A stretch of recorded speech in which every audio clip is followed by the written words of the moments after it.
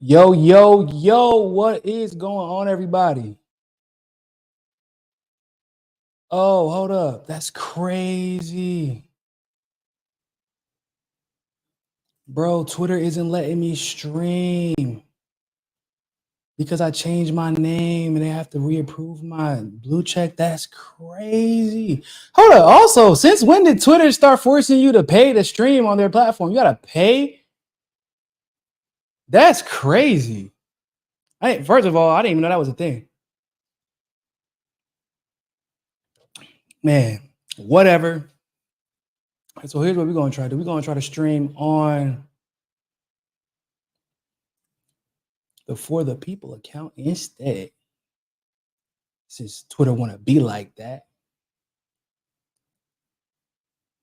So we're live right now on For the People podcast X account instead of my personal X account. But that's okay. We're going to retweet it.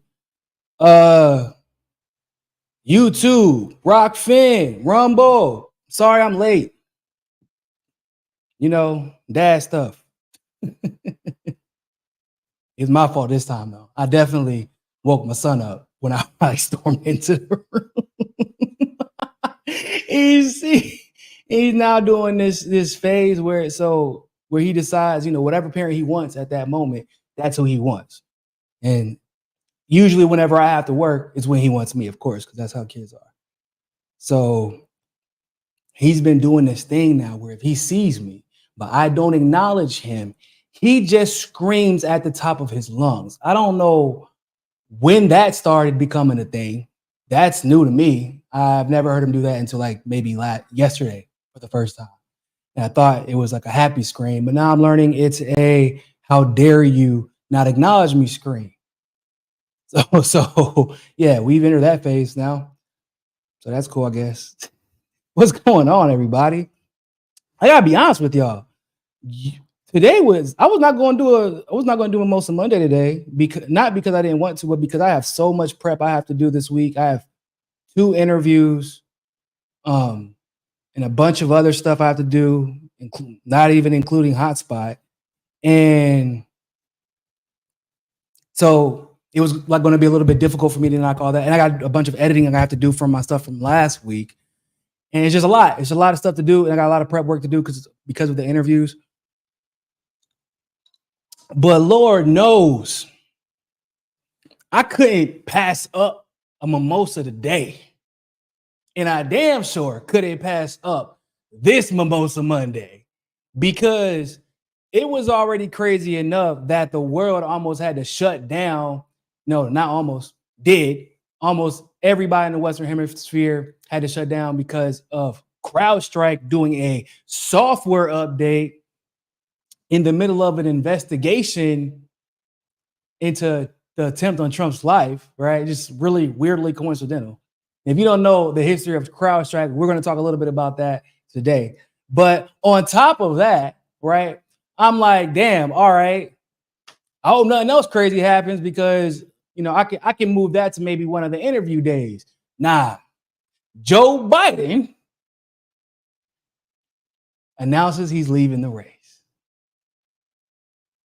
So let me just say, I wish I could be like, I'm not the type of person to be like, I told you so. Because that would be a bold-faced lie. I am absolutely the type of person to be like, fuck, I told you. I told you. I told you. I told you. I was caught a conspiracy theorist for years. Because I'm watching what I'm thinking everybody else is watching. There's not a lot of, leftists who were like, nah, he's not going to make it. Or if there were, they didn't come until later on. I've been saying for at least 2 years, at least, bare minimum. Probably before that. But the most recent, I'm just going off of just what I remember from Hotspot. I've been saying for at least 2 years he's not going to make it. I've been tweeting about it. I've been doing videos about it. I'm like, that ain't going to happen. And I even specifically said what? I said he's not going to make it, but they're not going to let a primary stand in the way of getting the candidate that they want. So he will go through the primary process and they will pick their candidate at the convention. Now, I know that a lot of people they believe that Kamala will be the chosen one because Biden came out and endorsed her. And Hillary came out and endorsed her. So y'all think that means that Hillary's not gonna get the nomination? Do you think that excludes her? No. AOC already came out and told the dirty little secret. I mean, wasn't really that much of a secret, right? But she said that DNC insiders don't believe that she is the candidate. They don't like her. She's not so there's one of two options in my opinion. She's being used as a sacrificial lamb, or she's not going to be the nominee. And I tend to lean towards the latter, but we're going to talk about that in a second. So with all of that, and then there's the fact that when Biden decided to drop out the race, he's allegedly doing so through a letter that he wrote while he's in Delaware quarantining with COVID. We don't even know if this man's alive. That is a bizarre way. You are the president of the United States of America. You are not just running for president. Like, that would be one thing if he was just running for president. This motherfucker is the president of the United States of America. and he just kind of like dips off and is like, yeah, man, good luck, guys. So we didn't even really, because they didn't even make a huge announcement about him taking time off the quarantine. It wasn't really until they were about to announce that they were about to announce that he was stepping down, that they kind of like, okay, well, he's kind of sick. Oh, well, he has COVID, so he's not going to be doing anything. Well, that's some interesting news. You probably should have dropped it a little bit sooner if he was going to disappear. So it's been crazy, y'all. So I could not miss this Mimosa Monday. I could not. Let's do some shout outs before we get started. Y'all make sure y'all like this video. Y'all make sure y'all share this video. We're going to have some fun today. We're going to drop some truth bombs today. We're going to do some review. We're going to answer some questions, of course, most importantly. But it's a day and it's been a weekend. And I said last week it was going to be a long week, and it absolutely was. But damn, it looks like this is going to be a long week too. But it's all right, though. That's what we're here for. Cat 83, what's going on? The more details I find out about the Trump assassination, the weirder it gets. Are you still trying to piece together what happened? I mean, yeah. So fun story. I accidentally found out. So TikTok was the only platform that removed my video about the first video I did connecting BlackRock to the attempt on Trump's life via Ukraine, right? And I was just kind of like, that's super weird, because they usually TikTok doesn't like me, actually. So it's been a pretty consistent thing. Every time I go viral on TikTok or I'm about to go viral, they almost always take my videos down, especially if it's been about Biden, but more specifically Hunter Biden, which is super weird.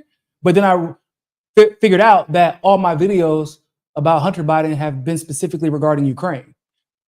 Leave that to the side.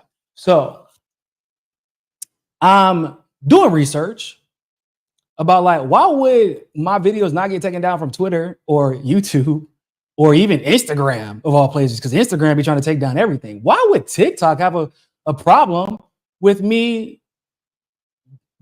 with me exposing this revelation about BlackRock? I know it can't be what I think it is. I know it can't be what I think it is, because I'm sure that somebody would have brought this point up by now, but I'm going to look it up anyway. So for those of you who don't know, TikTok is owned by ByteDance, right? Some of you might know that because of the hearings that have taken place over the last couple of years, because they keep trying to convince the world that China owns TikTok and that China has access to all your data, and China is this, and China's using TikTok to control us. And that's not true. We already know that part. But what's more interesting is the fact that it is actually blockchain of ByteDance. In other words, BlackRock owns TikTok, the majority of it. BlackRock owns the majority of TikTok. I bullshit you not. I'm like, there's no way that this is insane. They own everything. But then it started to make sense to me. I'm like, oh, that's why my content about Hunter Biden and his involvement with Burisma in Ukraine and the Clintons, or more specifically, what's his name? I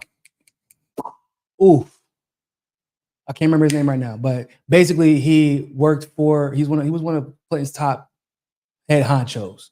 He was chief of staff at one point for Obama. Somebody's gonna remember and remind me, but basically whenever I would do any content connecting the Obama administration or Hunter Biden with Ukraine, my content for TikTok would get taken down or it would indefinitely process. And it would only be there that it would happen, which was surprising. I'm like, I don't know why TikTok would be so invested in this. Yeah, it's because of how invested BlackRock is in TikTok. And simultaneously how invested BlackRock is in Ukraine. So yeah, that rabbit hole got accidentally jumped into on a Sunday. Bruh.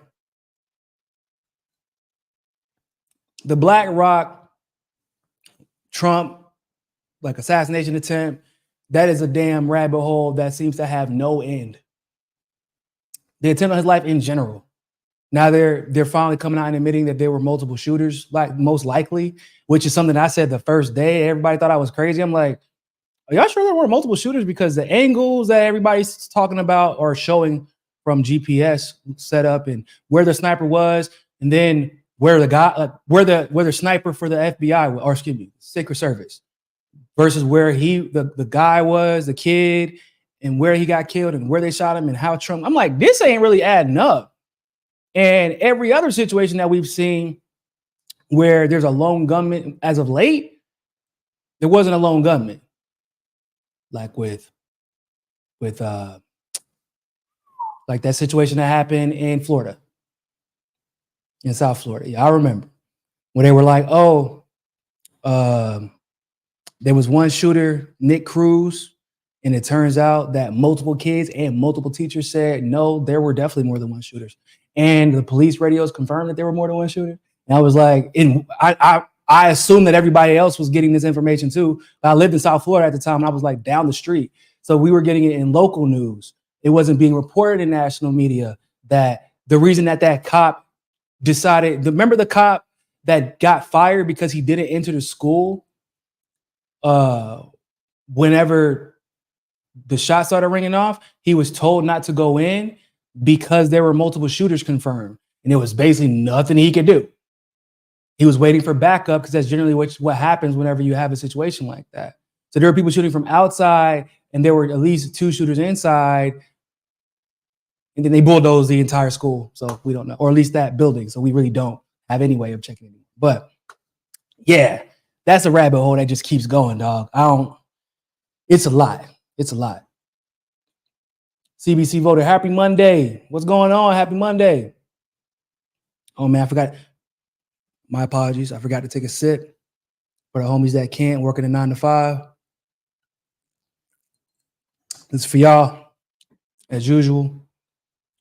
It's just orange juice, YouTube. It's just orange juice. Cobra Commander, been waiting all day for Niko to stream. Oh, I appreciate that. Appreciate that. Yeah, man, we gonna, once he announced Kamala, I was like, why would you do this? Because, I didn't know what kind of month it was going to be, or at least the next few weeks. But now I know we about to spend the next month laughing at this bitch. I know that. I know that's what I'm about to do. I don't know about everybody else. City and Dreamer, thank you very much. Hello, Niko. Your hair is down. Looking good, sir. Appreciate it. Appreciate it. Yeah, it's a little bit cooler in Rio today. I could let it down a little bit. It's crazy. I was looking at old videos. Principally, the videos that I actually made before I started growing my hair. I'm like, damn, I forgot how I looked without hair. I looked like a completely different person. I also couldn't really grow a beard back then. I had like a little mini beard, but it was like one of them beards that you grow where your barber cuts it strategically because you can't grow a full beard. That's what I had. But yeah, it looked a lot different. It definitely sounded different too. Leroy, what's going on, man? Crazy how Crowdstrike is a source for Russiagate. Good day, y'all. Hope you're well. That's what I'm saying, bro. People don't remember CrowdStrike specifically worked for the DNC, and the head of their chief of security is a former assistant executive director for the FBI. And he consulted with the DNC to try to overthrow Trump effectively. I mean, that's what happened. I don't know why everybody is like surprised whenever I bring that up. There are people, I guess, who maybe weren't paying that much attention in 2016, but that is what happened. Hillary Clinton and CrowdStrike and Andrew McCabe, who became the director of the FBI after he was the assistant director, and James Comey, who was the former director of the FBI, used the FBI to try and frame the president of the United States for treason. That happened. CrowdStrike was a part of this. And I don't know what's even crazier is how much of the world CrowdStrike has become responsible for in such a very short amount of time. That's ridiculous. And it isn't just, by the way, it isn't just like CrowdStrike is in charge of Microsoft's software. They are in charge of Google and Amazon as well, which I guess we could probably guess because we know who Google and Amazon is really owned by. It's the CIA. And that's the answer to the question. It's CIA. If you're new here, I got a chance to see that the video, by the way, that Jimmy Dore did with Whitney Webb. Whitney is amazing as usual. Jesus Christ, she just is an encyclopedia. I'll be thinking, people think that I'm an encyclopedia of information, but I'm always impressed by Whitney because of the names. She just remembers every single name of every single person. And I suck at names. I can tell you organization stuff. I can tell you the details of everything a person did. But don't ask me the name because I'll forget. I'll forget the name. I got to have room to do, something. I got to have room to remember something. And names is what my brain decides to get rid of. So if I don't have like an emotional connection, or if it's not something maybe like repetitious that I've said over and over and over again, I will forget the name. BlackRock, we own half of everything. Shit, BlackRock don't own just half of everything. They damn near own all of everything. 20 trillion in assets is crazy. They manage $20 trillion in assets. And I'm supposed to believe that Larry Fink is only worth $1 billion. Yeah, okay. Super Seamster Sewing Show.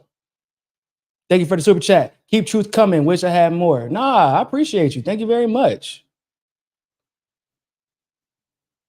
Thank you very, very much. So, yeah, man. So Biden dropped out. Biden dropped out, y'all. If only somebody could have seen this coming. If only there were warning signs. I'm just refilling my drink with orange juice. If only there were warning signs. It's so hard to say goodbye to yesterday.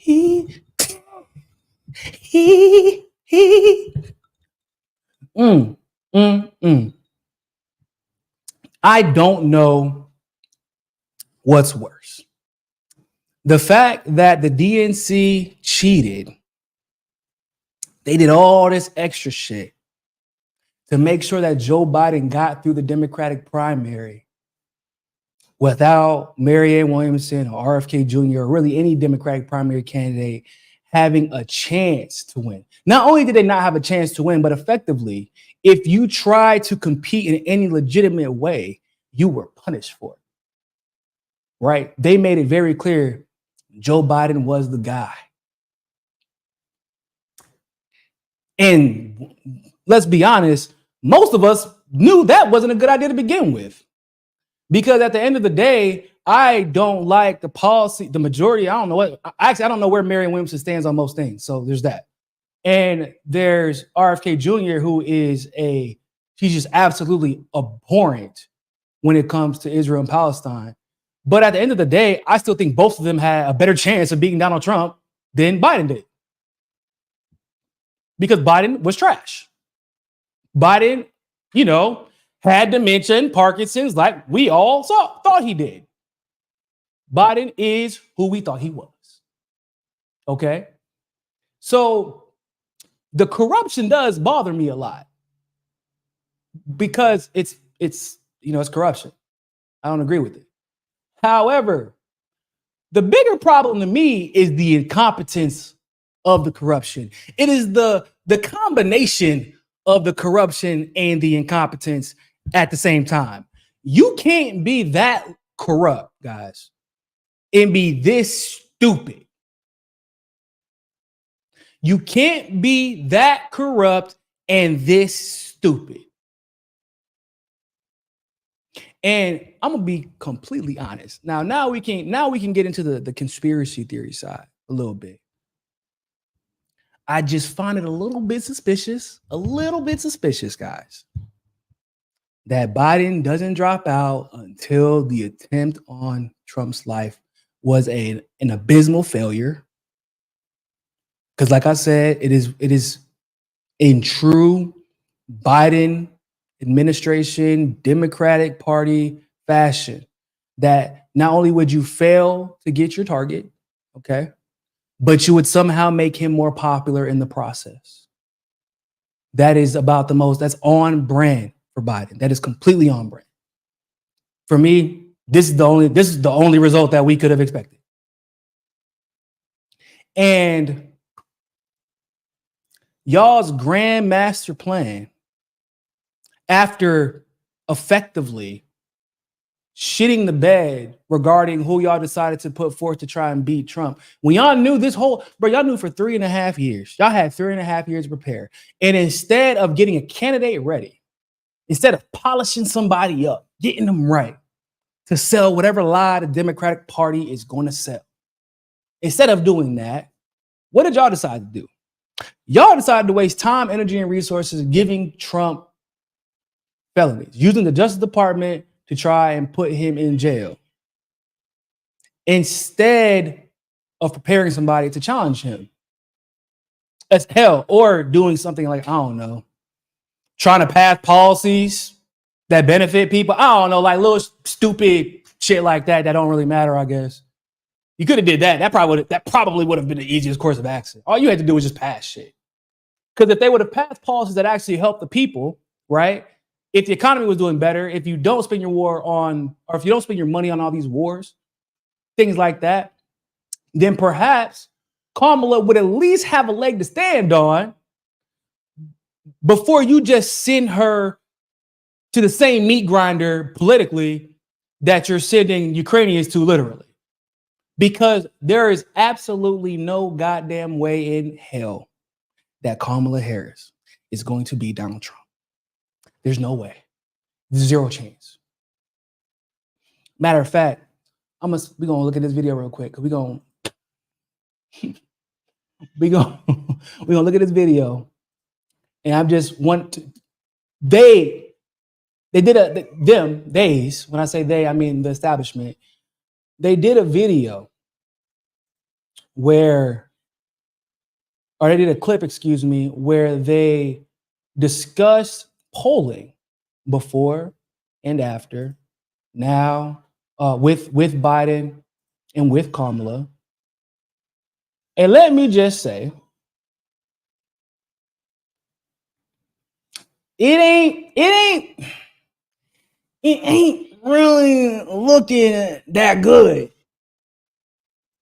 You want to talk about nothing will fundamentally change? That is about exactly where we're at.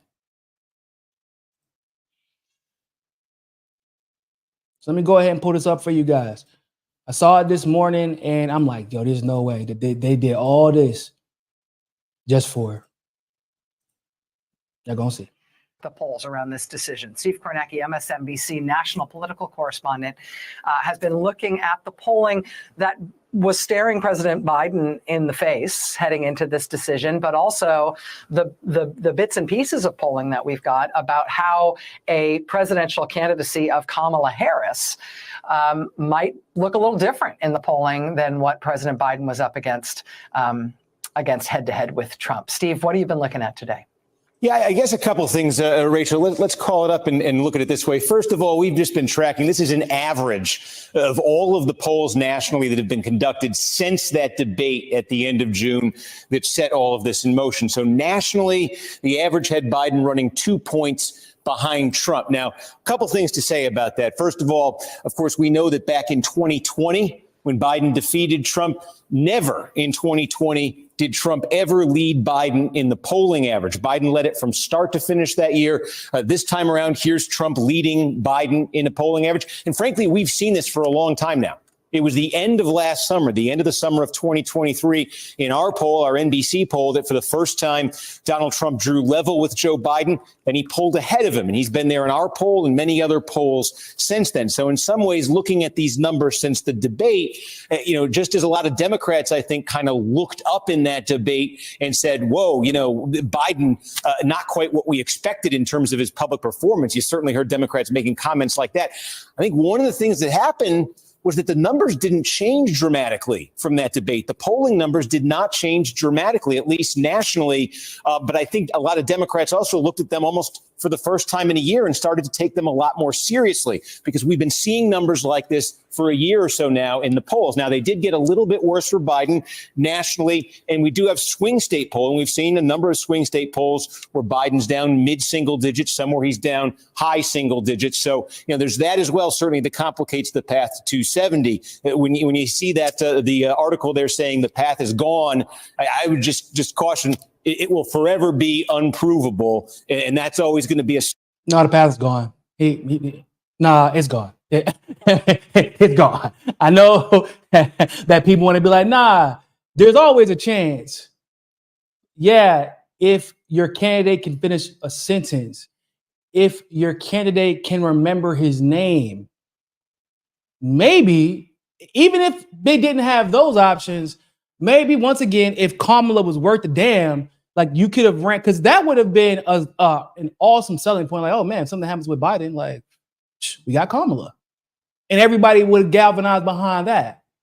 But no, y'all have tried everything. If you are behind at a point in the presidential election, after you've plastered your candidate, your adversary's face on felony posters, okay? After you've conspired to impeach him, you call him every name under the sun except for a child of God, and you are still behind. And this is a favorable average of liberal polling. You were not going to come back after this man just almost got assassinated and survived, and his party has now just decided to fully galvanize behind him. It wasn't going to happen, bro.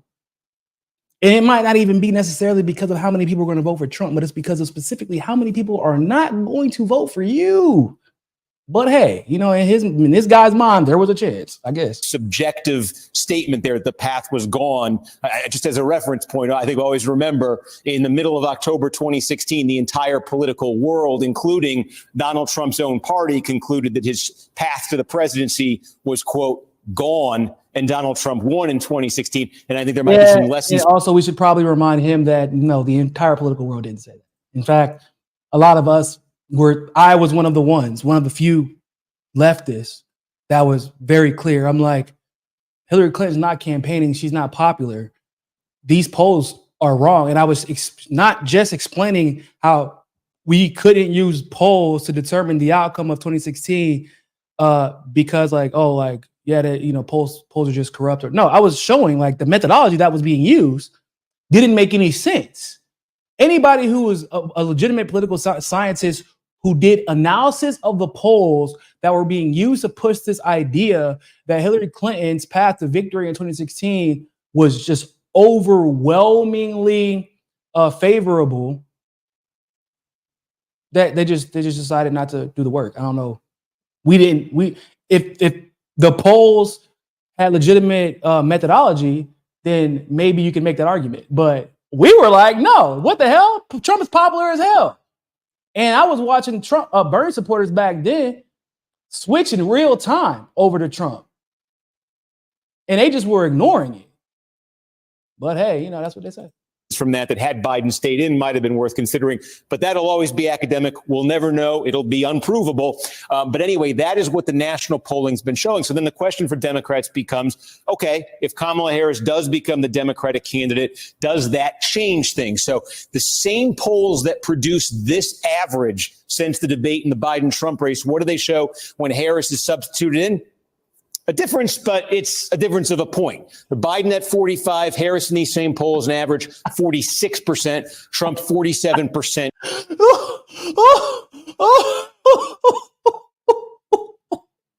Yo, imagine you finding out that, you're about to, there's going to be an attempt to make you the party nominee, right? You're younger, you're a woman of color. The way that the media pitches you oftentimes is like you're much more popular than the other guy. And then you find out from polling from a company that favors you, right? An institution that favors you, that the world, the country, the people who are doing these polls think that you are only 1% better than the motherfucker who just had to leave because he has dementia. Bruh. They wouldn't have to ask me to quit. They wouldn't have to nominate somebody else. I would choose to quit. I would literally make it. If the world right now, they just watched Biden have the worst debate performance in the history of presidential debates. That is not even hyperbole. That is not hyperbole. That is according to MSNBC and CNN and their posters. They just watched this man have a mental breakdown in front of the whole world, slowly. More, because he's been having it for 2-3 years, but it has happened more rapidly in the last 2 weeks than maybe we've ever seen it. And maybe that's because he's had more public outings. But even after witnessing all that, the country decided you are 1% better than the guy who just had to leave because he has dementia and Parkinson's. That's nuts. I would take the hint, but in both of them. So you look at this, and Kamala Harris is not entering, at least in the head-to-head standpoint, with an obvious strength over Joe Biden, nor with an obvious weakness compared to Joe Biden. Really, those numbers are pretty close. Well, there's definitely an obvious weakness compared to Joe Biden. Wouldn't y'all agree? Wouldn't y'all agree that there is an obvious weakness compared to Joe Biden if you are only 1% better than the dementia candidate? You're 1% better. That is a weakness. I hope that when anybody is looking at my resume, if I'm applying for a job and they hold up two of my resumes together and then somebody has signs of dementia on their resume and then just everything else that I've done, good and bad, I would hope that, well, damn, man, at least dude don't have dementia, will put me at least a solid 4 or 5 points ahead of the guy who has dementia. This is crazy. He's like, there's no significance. It's not really a big problem. No, it's kind of a big problem. It's a little bit. Close to the same in terms of a starting point for Harris. Also, just the basic impression of these folks. So Joe Biden, this is the average when you ask that question. Do you have a favorable, unfavorable view? Biden, 36, 57, been seeing numbers like this for a long time with him. Obviously, these are very perilous numbers. What are they for Kamala Harris? Average from the same set of polls? Little bit better. 36 goes up to 38. 57 comes down to 52. But, take a step back. Those are not strong numbers. She doesn't enter the race with strong numbers on that basic question. What's the comparison to Donald Trump here? Trump averaging 41 favorable, 55 unfavorable. Also not strong numbers. A tick, though, above where both Biden and Harris are. Again. So my point is, it's not looking good. That was just not a smart plan. And I'm going to be completely and totally honest with y'all. People are under the impression that she's going to be the nominee. Do I believe that she's going to be the presumptive nominee up into the convention? Yeah, but that's because they got to play that game. They have to. They have no choice because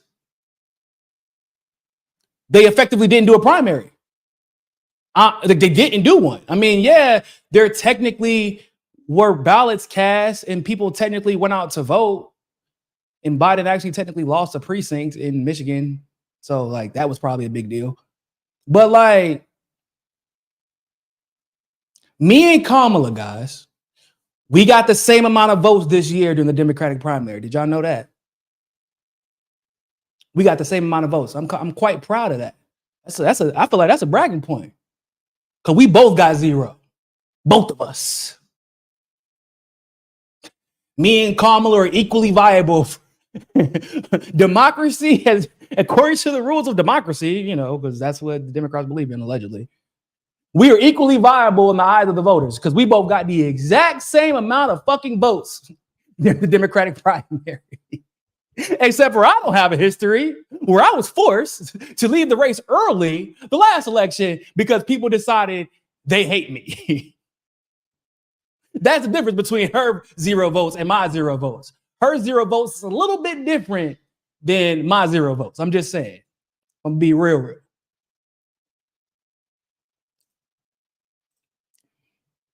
Italian Stallion, they could do the funny business in the election like in the past, wording it this way to avoid censors.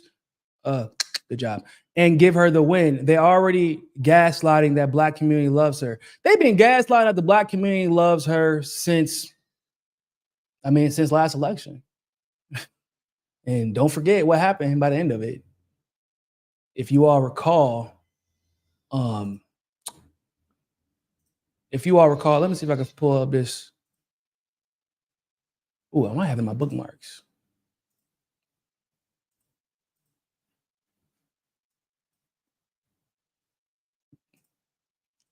I'm gonna see if I can pull this up for y'all because it's kind of important. Everybody forgets these things, but I don't forget.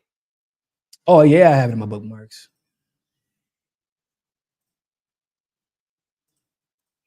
So after that little tussle, and by tussle I mean after Tulsi Gabbard basically ended Kamala's PR career forever with the debate,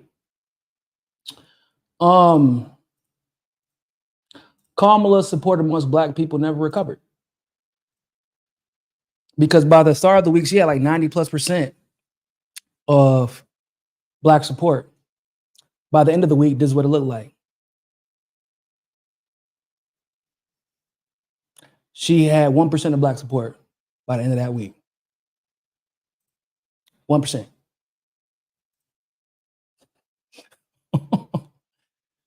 The fake Indian,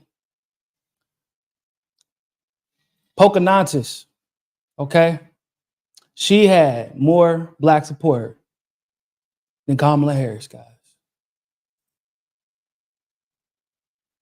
So they can gaslight all they want to, but I'm just keeping it in a band. Like they're gonna AstroTurf the hell out of Kamala on Twitter. On Facebook and YouTube, you know they're gonna do that. But I'm just specifically using Twitter and TikTok as an example because that's where they AstroTurf the most in my experiences. Nobody is voting for her. Nobody is voting for her. I mean, yeah, there are gonna be some people that vote for her if she gets it, but like the vast majority of black voters are not voting for her. That's just reality. And I'm gonna go into it in a second and explain why, because it's not like they're just making stuff up.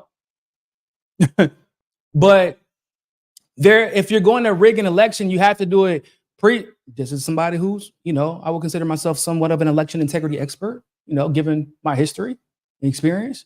You have to do it precinct to precinct, and you have to do it state to state. And to make it work, there has to be a level of collaborative effort and collaborative info to make people believe you. That is why name recognition is such a big deal. It's not only because it genuinely does help you, but it's because in order for you to avoid being challenged and then people taking that challenge legitimately, it helps for you to have the popularity behind your name because it makes people scared to challenge the outcome. Kamala doesn't have that network. She has a little bit of name recognition, but not in any way positive, right? She doesn't have the power, the network of power and influence that Biden had, that Hillary had. And she's nowhere near as popular as Donald Trump. So they might do funny business if Kamala gets the nomination, but they're not going to get the last laugh just because they engage in some funny business. Like I said, it does often come down to who cheats the best. But oftentimes, if the other candidate is so much overwhelmingly popular, then it doesn't matter because of just how much. That's why I said, as far as JD Vance is concerned, it didn't make all that much sense to me. Now, it does make a lot more sense to me now why he picked him. But as far as just pure electoral strategy is concerned, we're not going to talk about the Vanguard connection and the Peter Thiel connection and all that good stuff. Get that. That's a different conversation. But as far as just strictly electoral strategy, getting JD Vance in Ohio is a genius strategy for a state that you absolutely need to win, because it makes sure that you have somebody who is networked into the roots of that electoral system to ensure that nothing goes south in the areas where Trump needs to win the most, right? And it gives him, and if you're a senator, you've already had to win that state before. It's different than a congressperson, like a representative, for example, who only has to win a district. A senator, you have to win that state, and you have to win it in the primary, and you have to win it in the general.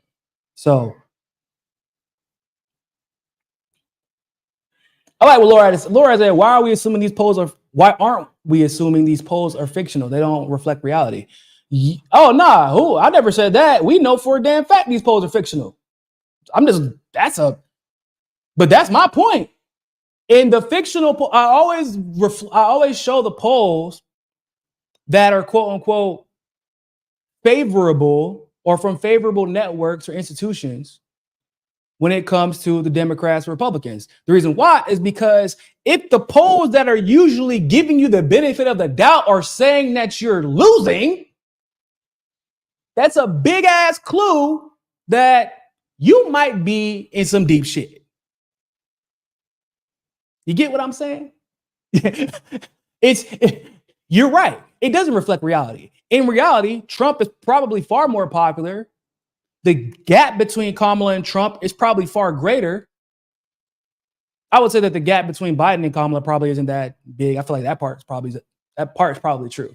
But the gap between Kamala and Trump is probably huge.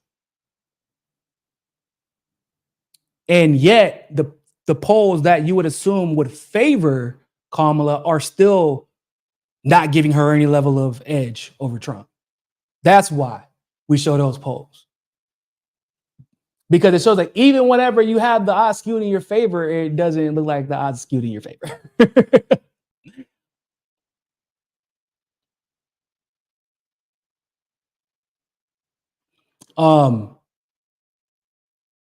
We got to look at this.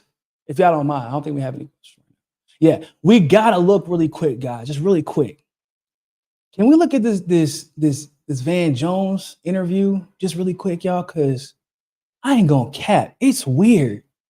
His reaction to Biden dropping out is some of the weirdest shit. And it ain't, we know it ain't just been this most recent reaction. His reaction to all this has been a little bit peculiar. And I've been saying, like, Van Jones, his wife is probably gonna make sure that Van is kept far away from Biden, because he done call him a lovely man. He didn't say he loved him about 30 times on air. And this interview that he did on CNN after is the weirdest interview from Van since the debate. We'll pull this up for y'all.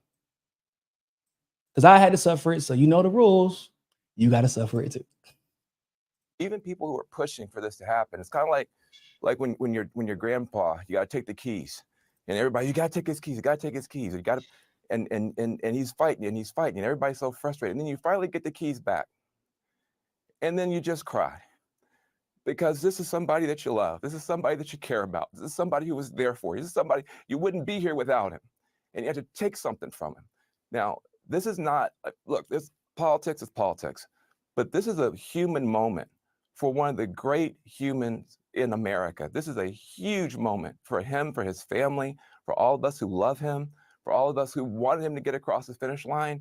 But if you're a young person watching this is leadership.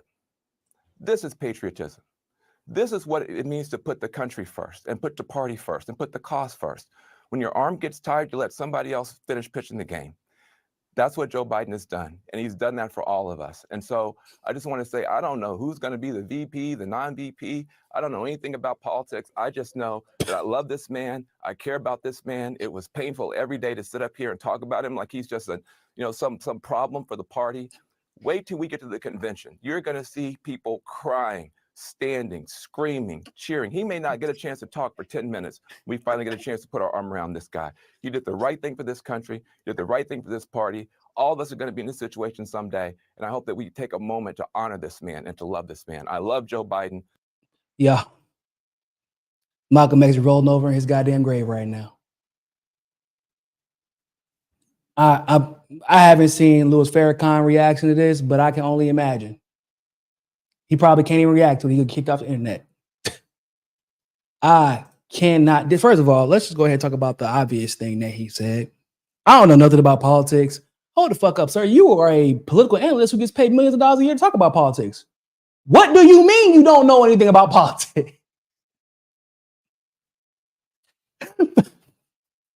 I think that first of all needs some clarification. We need to clarify what the hell you meant by that, man. Because I mean, I guess it's kind of obvious you don't know anything about politics, but for you to come out and be like, hey, I'm kind of totally disqualified to even have this conversation or this job, really.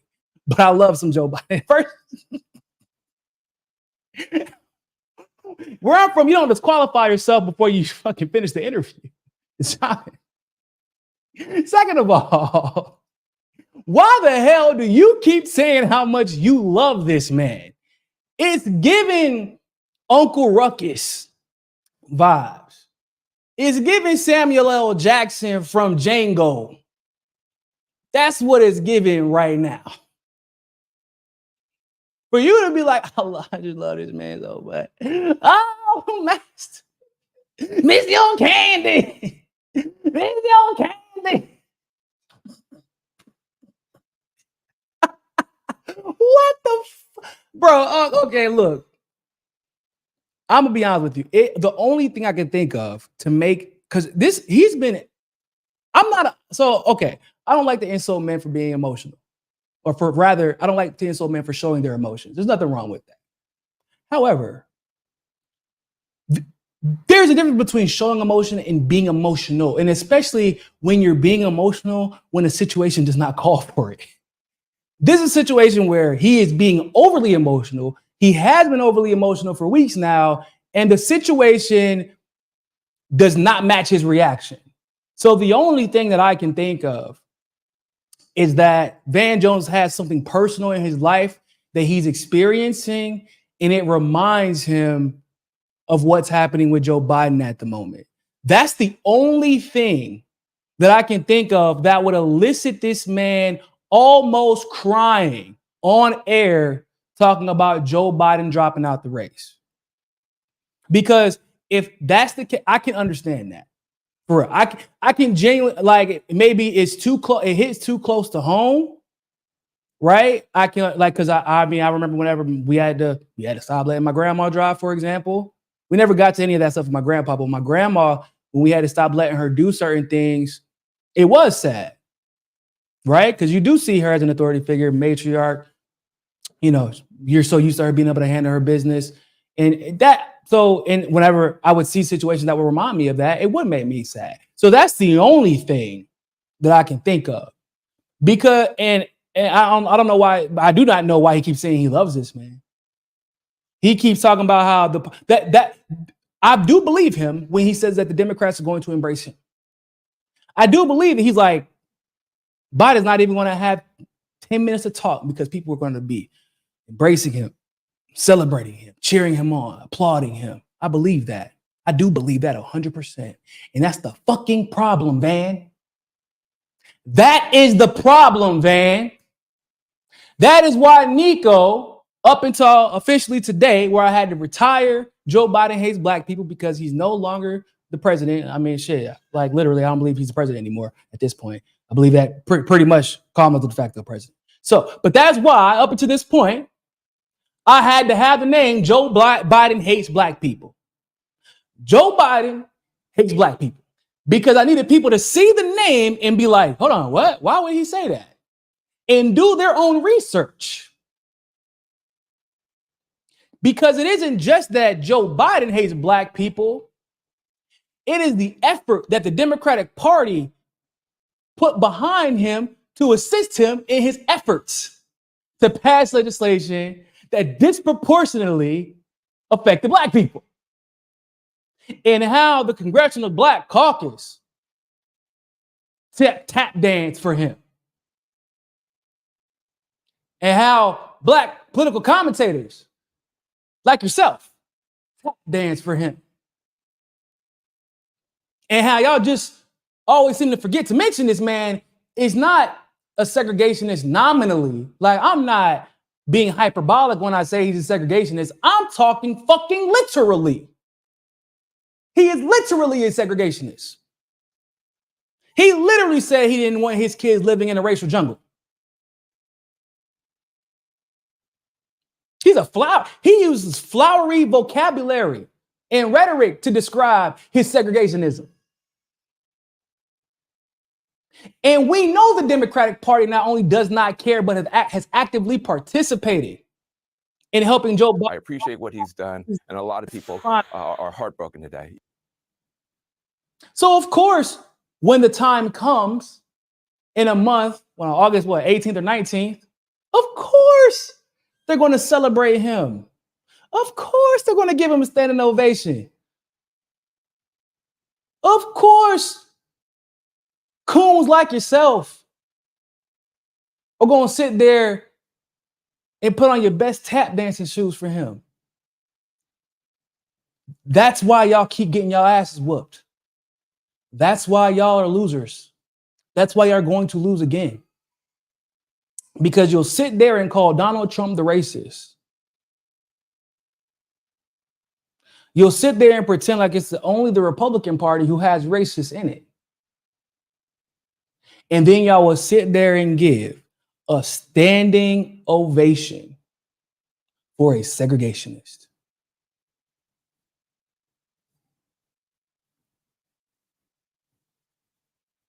Oh, my bad. Segregationist who sexually assaulted Tara Reid.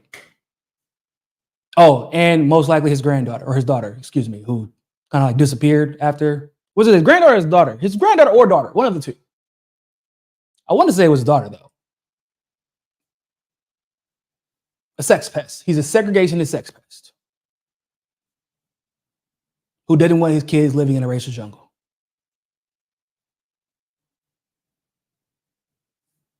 Oh, who funded the genocide. Sorry. Oh, and also facilitated the extermination of multiple generations of Ukrainians. But hey, decent human being.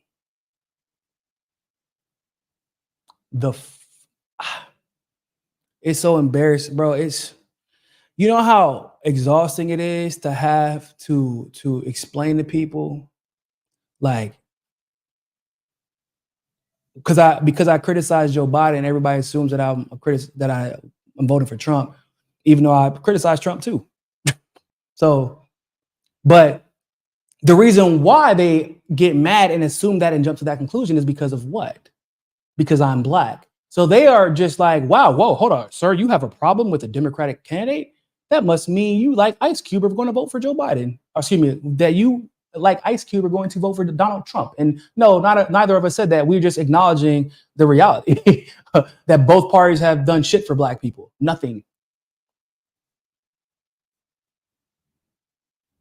And both parties, in some way, form, or fashion, whether it be at the federal level or or at the state and local levels, have systematically shit on black people.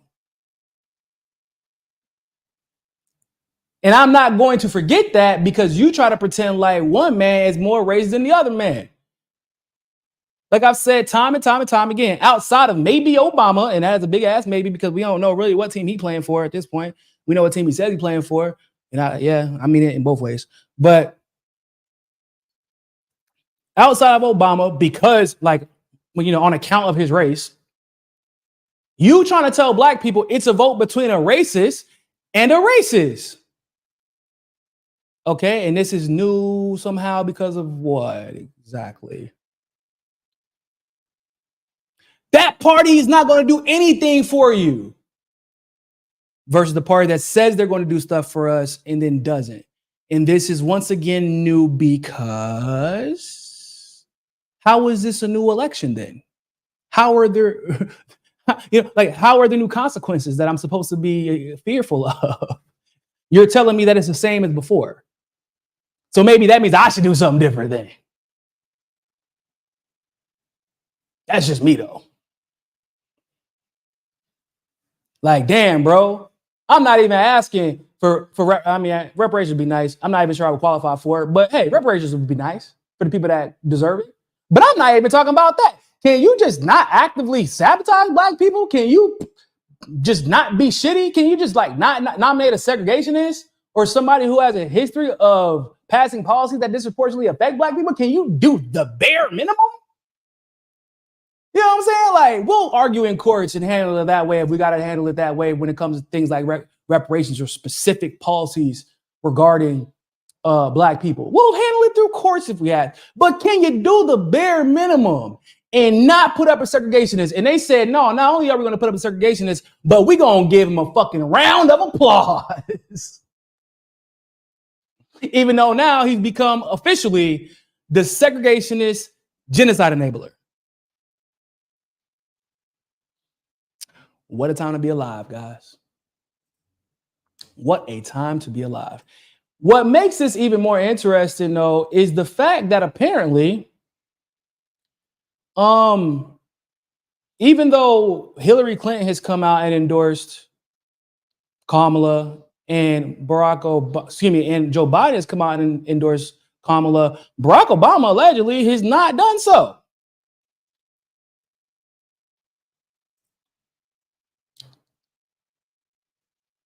Boy, it's starting to sound an awful lot like there was a coup that went down, which I guess is why a lot of people are starting to ask, hey, real quick, where is Joe Biden? Because it's kind of weird that he just kind of disappeared after deciding to not run for president again, because we've never seen that before.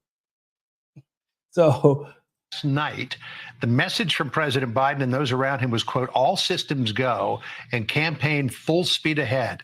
Then at around 1:45 p.m., he notified senior team members that he had changed his mind. Let's get to what might have changed his mind, Brett, but also this statement from Barack and Michelle Obama, which does not endorse Kamala Harris. Bill Clinton, Hillary Clinton have come out to endorse her. President Biden endorsed her. But here's what the Obamas say.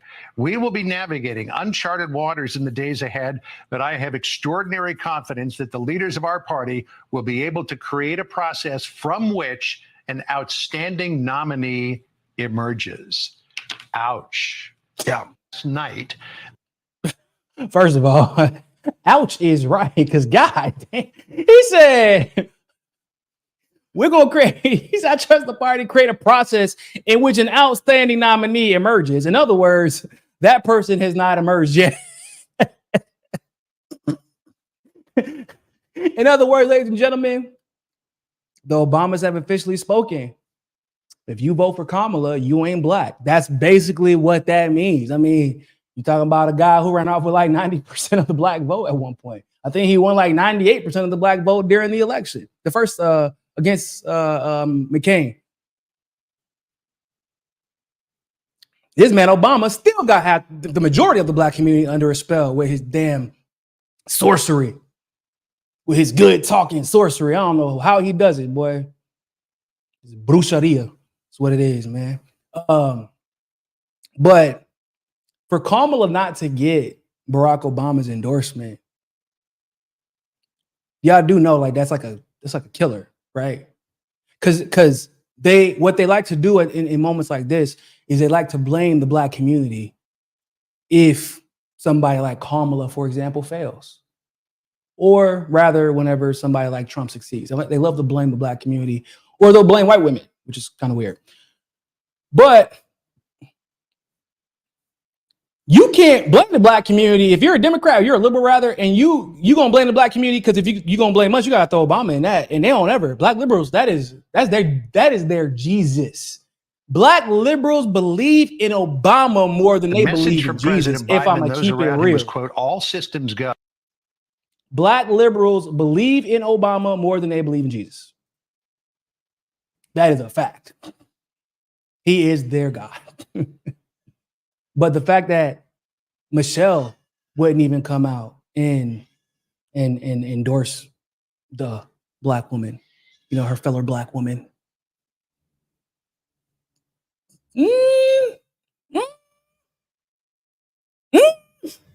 Sounds to me like she's not going to be the nominee.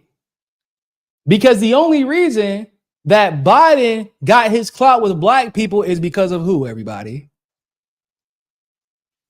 Because of Obama. Obama's like it is obscene.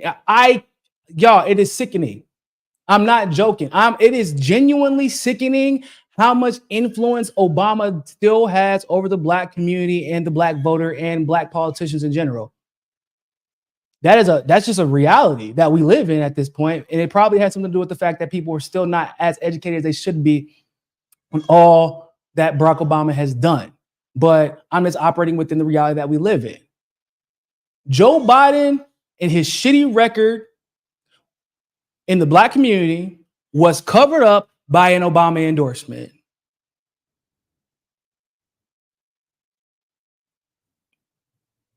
Kamala, on the other hand, and her shitty record within the Black community and beyond is now relying on somebody off there in India, because it ain't going to be within the Black community. She ain't getting that shit from Obama.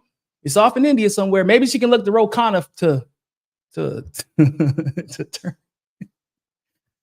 Maybe she can look to Ro Khanna to give her the advantage she needs. Oh, shit. For me, maybe Jayapal. Maybe Jayapal got her. I don't know.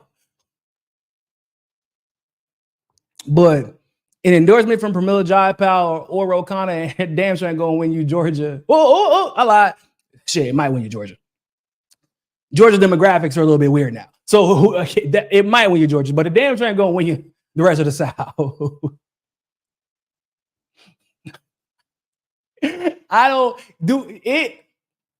All this turmoil that the Democratic Party is going through, y'all, it is hilarious to me. It is so deserved. It makes me so happy. And to watch what it looks like to me, and y'all correct me if I'm wrong, does it not look like that they're kind of putting Kamala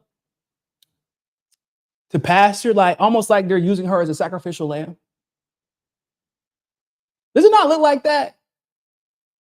Because y'all, who's Gavin Newsom, for example, not saying that he won't be nominated, but he has to accept the nomination. But Gavin Newsom, for example, would have been a much better option.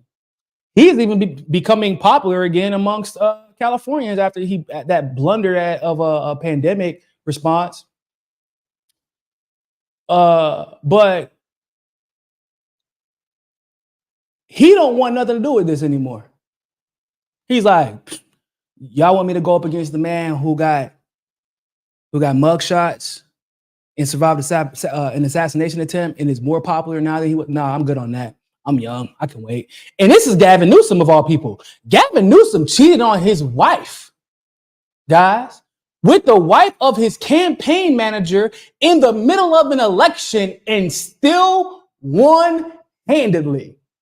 He got a Trump-esque veneer to him when it comes to doing whatever the hell he wants to and still getting whatever the hell he wants to. And even Gavin Newsom is kind of like, yeah, nah, I'm good on that. Y'all not about to set me up, failure.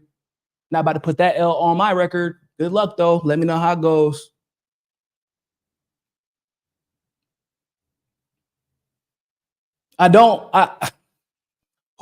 Nobody with a clean record of winning, right?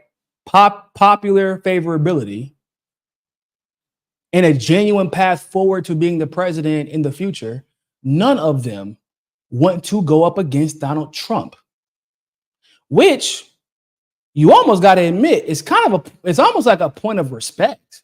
It's almost respect. Like they can talk as much shit as they want to about Trump, but they have enough respect for this man and his gravitas regarding this election and his shit. Damn, I guess the only way you can really describe it is perseverance.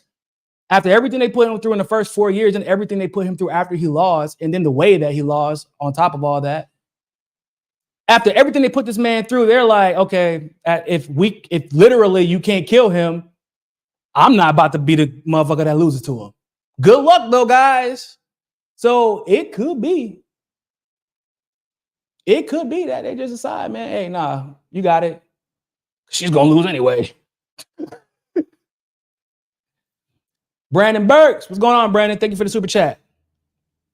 They just rigged another primary. How the DNC cheats was one of the first things I learned from you.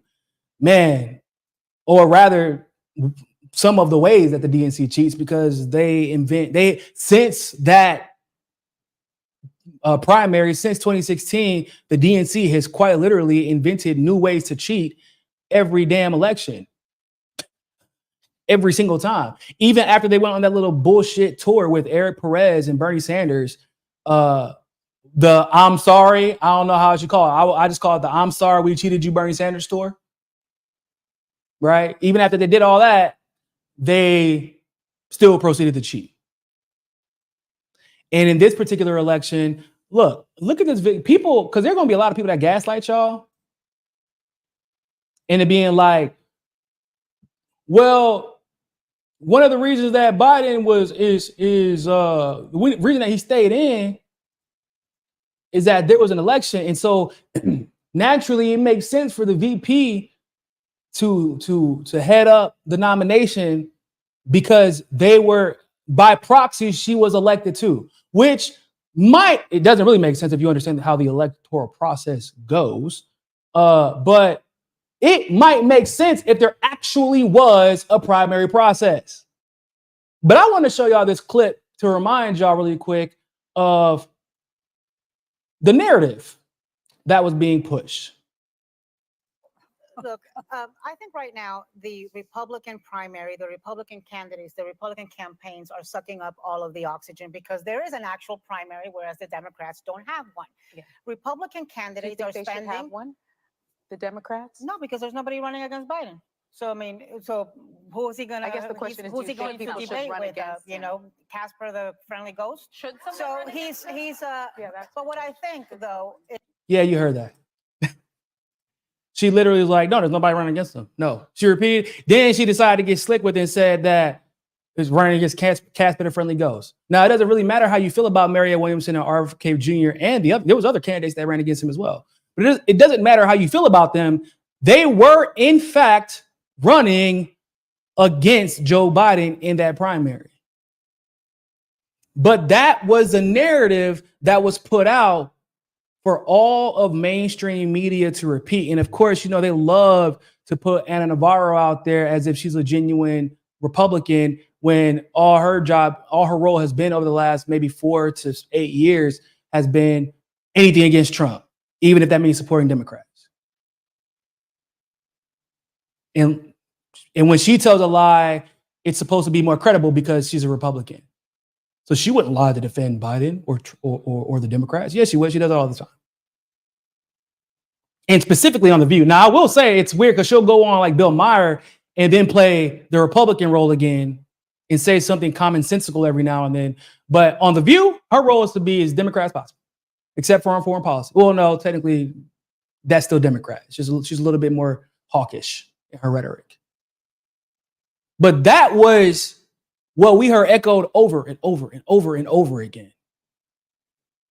They literally threatened New Hampshire They said because y'all know that New Hampshire is supposed to be the first primary election for both Democrats and Republicans. It is something that they take a lot of pride in. I have been there when they cast the very first ballot, guys. I have gone to the mountains in the middle of the night at 12:01 where you can't see the road and it's snowing, and they got like 10 people living in these towns, and I am not exaggerating. They take it so seriously that in these particular towns, for you to live there, there is a law that you have to participate in voting, and you have to be willing to engage with the media that comes there to cover it, because it is such a big deal in New Hampshire. Being the first state to vote is a huge deal. And the Democrats decided they were going to move tradition because they found out RFK Jr. was polling too well in that state at the time. He was sucking a lot of energy, not only from Democrats who were, obviously fans of maybe his dad, but also fans of JFK, but also he was taking a lot of libertarian energy out there. And a lot of libertarians in their mind are like, well, whoever's going to be the nominee is going to be the nominee.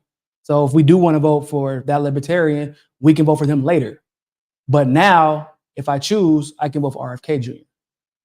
So they decided to change it and violate New Hampshire's constitution. And New Hampshire was like, bro, even the Republicans were like, we can't do that. That literally violates our state's constitution. They said, okay, cool. So if anybody runs against him and wins delegates in New Hampshire, you're going to give those delegates to Biden. That's a fact. That really happened.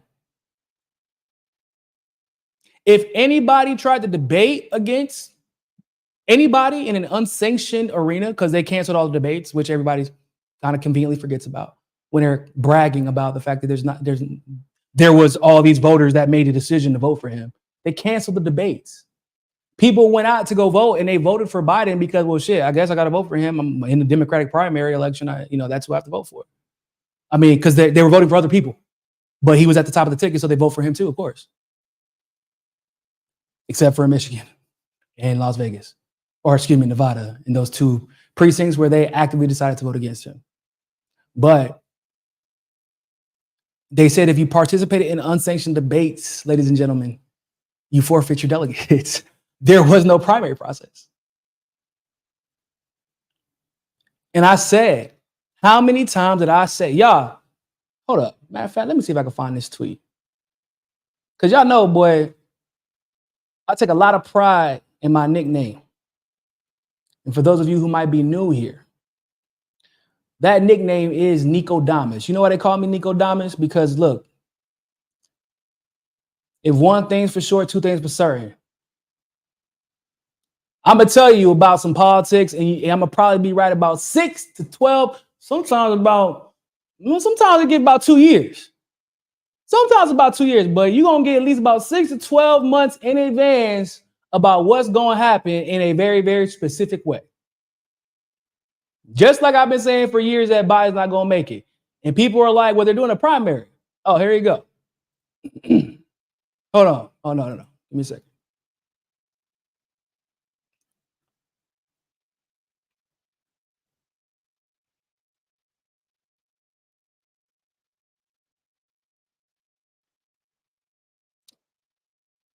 I got to find this. Because I said in June what was going to happen. There we go.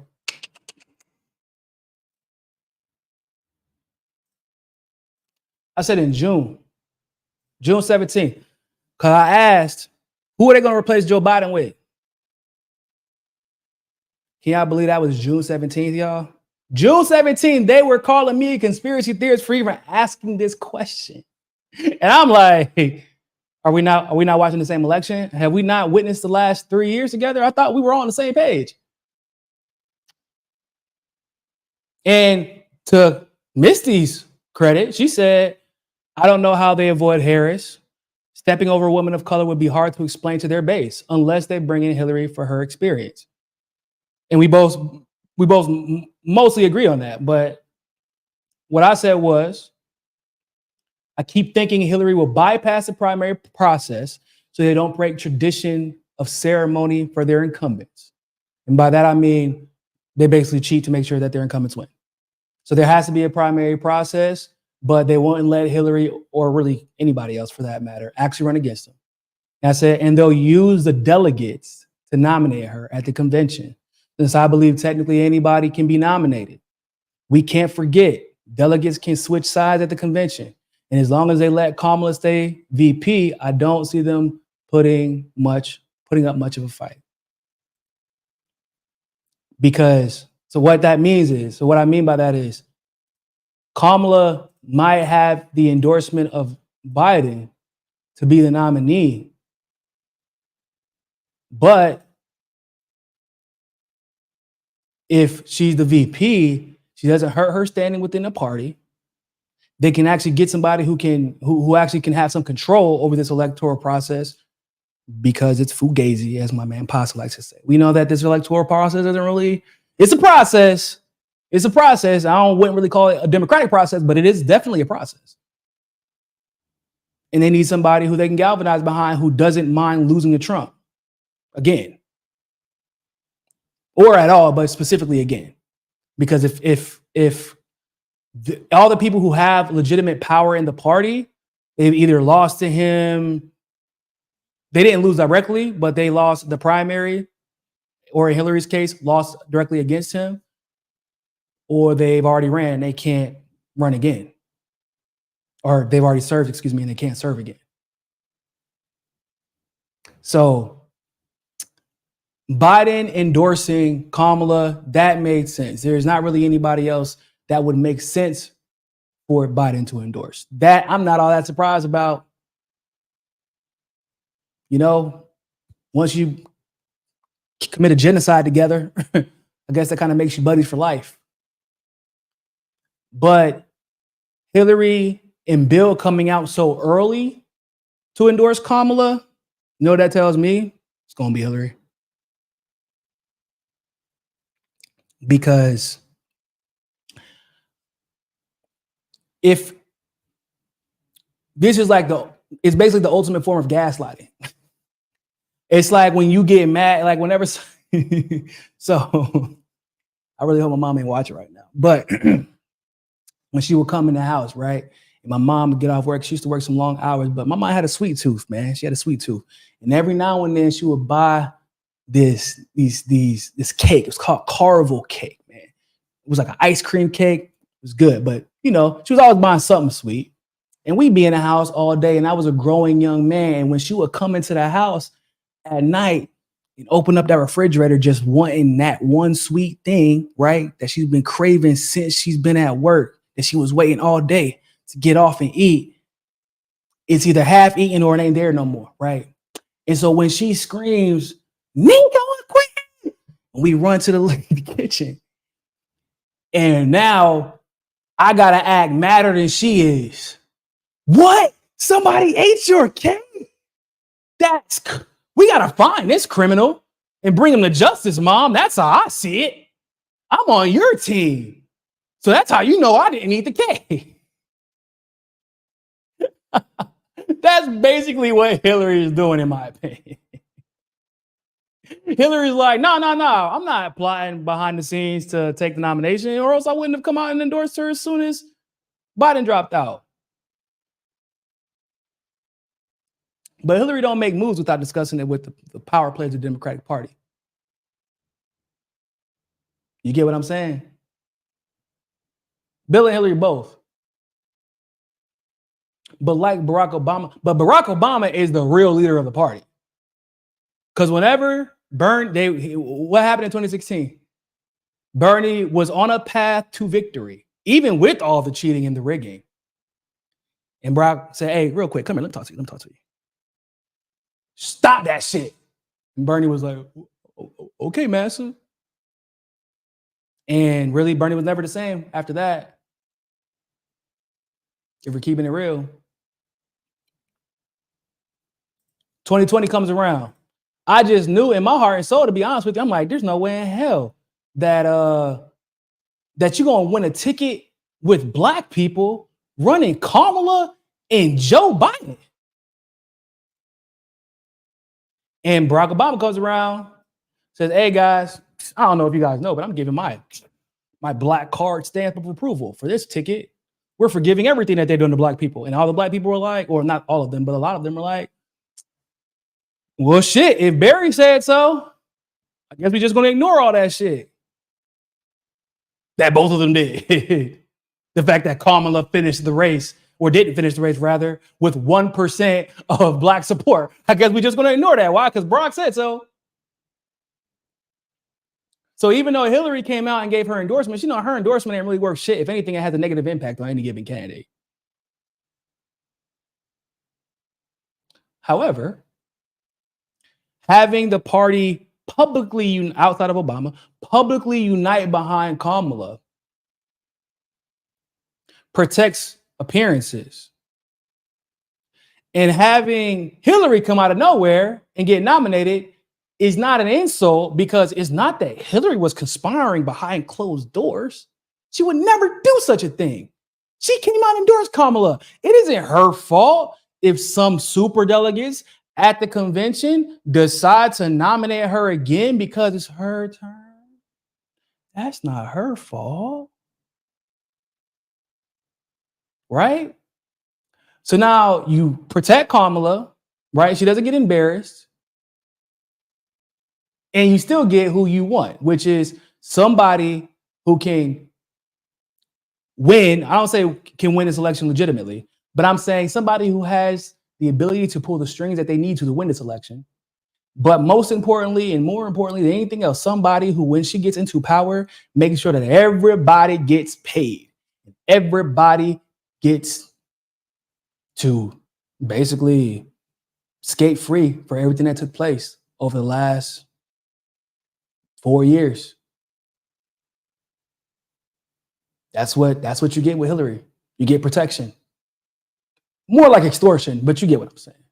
Clinton Global Initiative will all of a sudden, that's what the real question is. I want to know if there's been like that's a damn good question. Let's figure that out right now.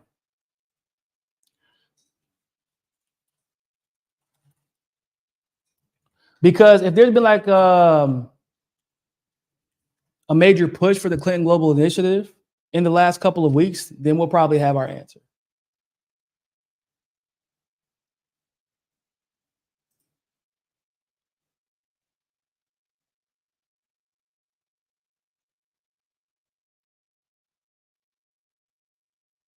So I'm not saying anything at the moment, but I'm gonna have to look this up, because I'm pretty sure that there's some links showing that the Clinton Global Initiative has ramped things up. And if that's the case, that's probably the biggest indicator that we could get to know whether or not Hillary Clinton is going to run for president.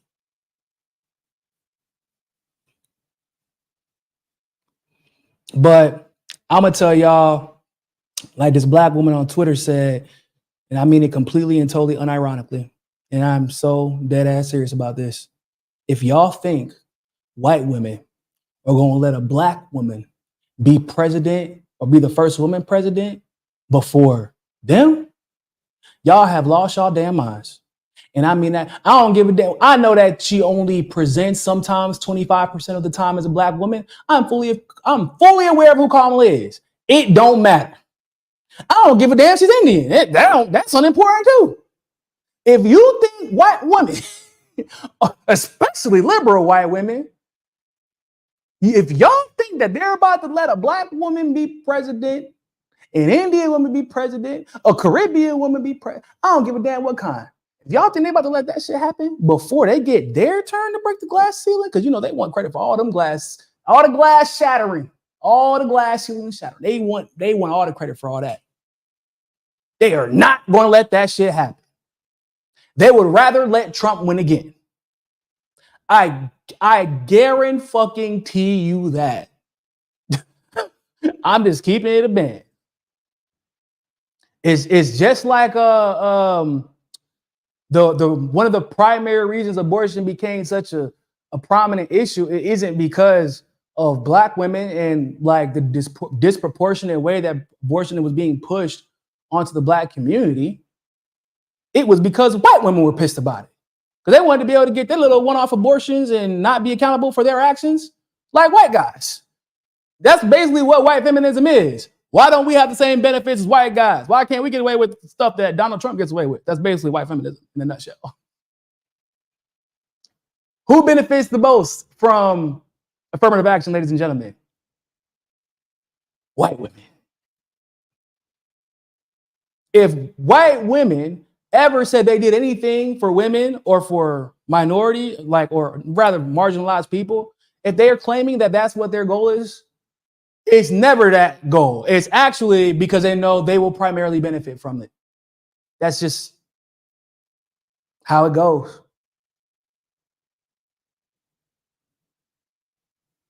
I'm just keeping it real, y'all. I'm just keeping it a band. I know that all y'all not like that, but I'm just keeping it real. The white women that are in power are like that.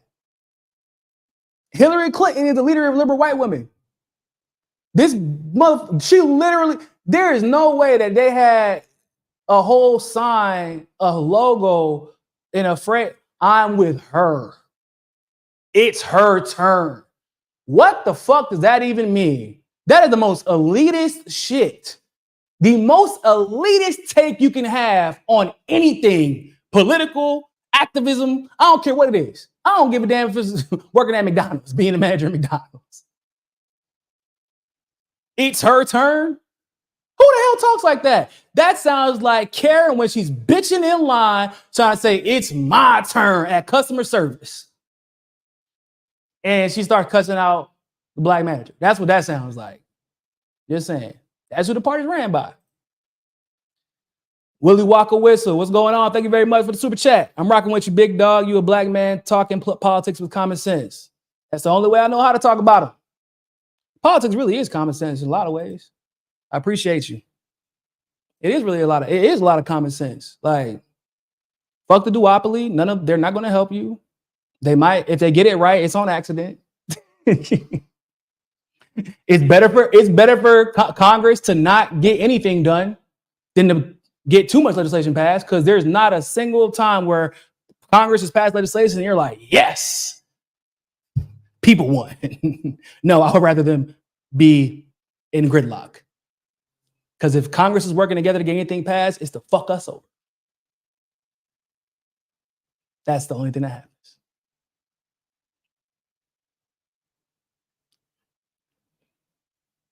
My turn, y'all. We got. Oh, hold on. There was something else that I really wanted to talk to y'all about. Oh, really quick. We're going to do a brief transition over into Crowdstrike, because I wanted to know if any of y'all got affected by what happened. This, I guess, I thought it was just for one day, but it turns out that it was for multiple days. And I'm not exactly sure if the issue has subsided, if they fixed everything. But the reality is that I was kind of thrown off because they kept pointing at Microsoft. And when they said Microsoft or a glitch within Microsoft had caused so many problems worldwide, I'm like, okay, I guess that makes sense. It's Microsoft. They are a monopoly and they literally have never had to break up. In fact, there's a whole case about that. Microsoft, they were actually found guilty of being a monopoly and literally nothing happened. So, I don't know what the fuck the point of the antitrust laws were for, but whatever. So it comes out that it was actually CrowdStrike of all companies that led to this glitch happening in Microsoft. They just tried to do some update.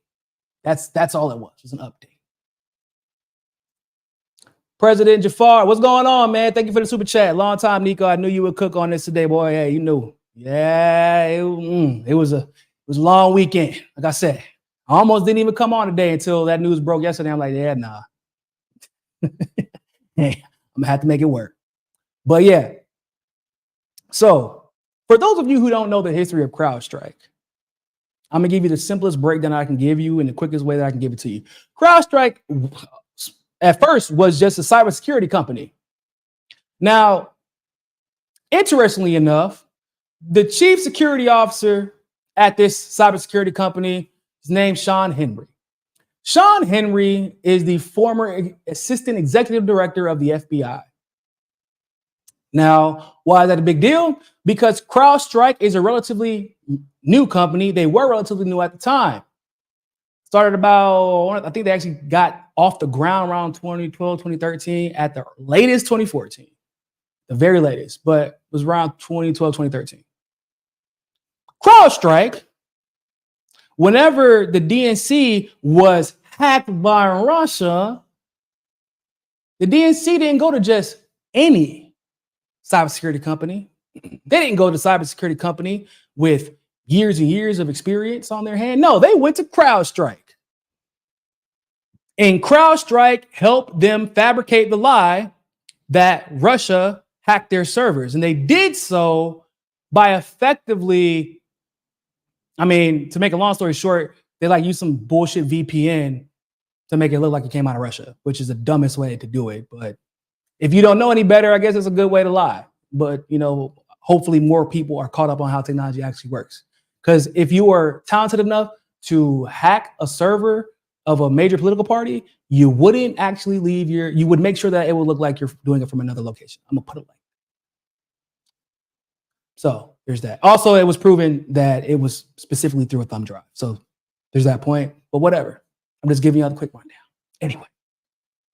So the assistant director of the FBI was intricate, or excuse me, ex-assistant executive director of the FBI was intricate in crafting this story. And they said that the hack actually happened a year before. It was just that they were only finding it now, after the story broke that Russia was somehow working on behalf of Donald Trump to help overthrow the elections.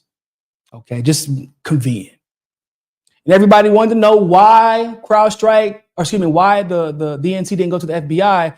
And Crowdstrike used the argument that the FBI couldn't react fast enough. That's fucking crazy, because now you're trying to accuse a president at that point, a president of treason, effectively. You're accusing the president of working with another president of a foreign adversary to overthrow and rig an election. You're accusing the president of treason. You would think that the FBI would consider that to be a little bit important. But that's not what happened. Instead, they actually did consider it important. I know that sounded kind of crazy the way I said it, right? But no, I said it like I meant to say it like that. They did think it was kind of important. Crowdstrike was full of shit, because Andrew McCabe, the assistant director of the FBI, who became the acting director of the FBI after James Comey was fired, he decided it was really important, to such a degree that he fabricated a Russiagate lie, a Russiagate narrative, while his wife was actively accepting money from the Clintons in Virginia. And he used the FBI to fabricate this narrative and to lend credibility to it, which is why he eventually was fired from the FBI. And so what I mean to say about this is two things. It's kind of fucking weird to me how everybody just kind of forgets that Andrew McCabe was fired from the FBI for literally plotting to overthrow the office of the presidency. That's not some little shit, right? I feel like we all agree that's a pretty big goddamn deal. I don't care who's sitting in the office. That's a pretty fucking big deal. That was according to the OCIJ. Basically, the people who are in charge with making sure that ethics are kept up with, they fired him. The Justice Department fired him. The department that Andrew McCabe falls under fired him. This was not an investigation conducted by Donald Trump. Okay? So just be clear about that. They fired him. So Crowdstrike goes from, having a few companies working with them, okay, to, because this was 2020, at this point, it would have been, 2017, 2018, maybe, that Andrew McCabe got fired. but all of it started in 2015, 2016. So they go from that to apparently running Microsoft, running Amazon, and running Google servers. And this is a company, a cybersecurity company, that already has a history of working with the Democratic Party and the intelligence community to undermine Donald Trump. And there's an attempt on Donald Trump's life. The FBI is actively investigating it. There's a bunch of funny business that's going on with the movement of money from the stock market. Y'all seen the video that I did about the shorts that happened, right? BlackRock's involved. Not just BlackRock, but they're principally involved in all this as far as moving money. And in the middle of this investigation, in the middle of this 12 million share clerical error, all of a sudden, this glitch happens. In the middle of an open FBI investigation, in the middle of this massive clerical error that could maybe, we don't know what they did. They said it was an update. Like, well, what kind of update did you need to do right the fuck now that led to that? We don't know what they did, actually. That's the crazy part.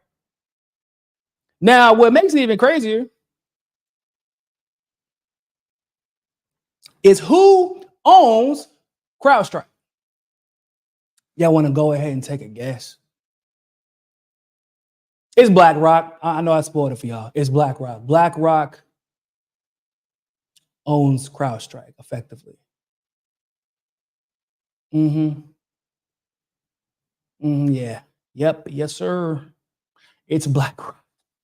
BlackRock, the company where Austin, y'all remember? So that $12 million share story, that the ones who shorted Trump's company by 12 million shares, Austin Private Wealth Management, they own 36 million in BlackRock shares. BlackRock owns CrowdStrike. This clerical error happens. Oh, by the way, I mean, not to mention all the connections that BlackRock has to the actual attempt itself. Go to my channel if you need to look at it. And then the world shuts down effectively. Federal offices had to shut down. Information gets lost. It's just super fucking convenient. It's just really, really, really convenient, guys. I just gotta ask, at what point does it stop being a coincidence? Because I don't know what the limit is anymore for a coincidence. Where's the acceptable limit for, when can we stop calling it? I mean, I know I joke about the conspiracy theory thing because we all know we can't take that phrase seriously, right? Because that's just a phrase made up by the CIA to discount and discredit anyone who questions conspiracies that the government participates in. But just colloquially speaking, when do we stop like accepting things as being coincidence and being insulted as conspiracy theorists? Like, where's that line at? Because I want to know. I need to know. Because how many fucking times can BlackRock come up until we be like, hey, man, maybe it's BlackRock. And what makes it, once again, even worse is that Fink himself is a lifelong Democrat. That's what makes all of this even worse. Larry Fink is the founder of BlackRock. Larry Fink is the one who has the most to gain by the continuation of the Ukraine war.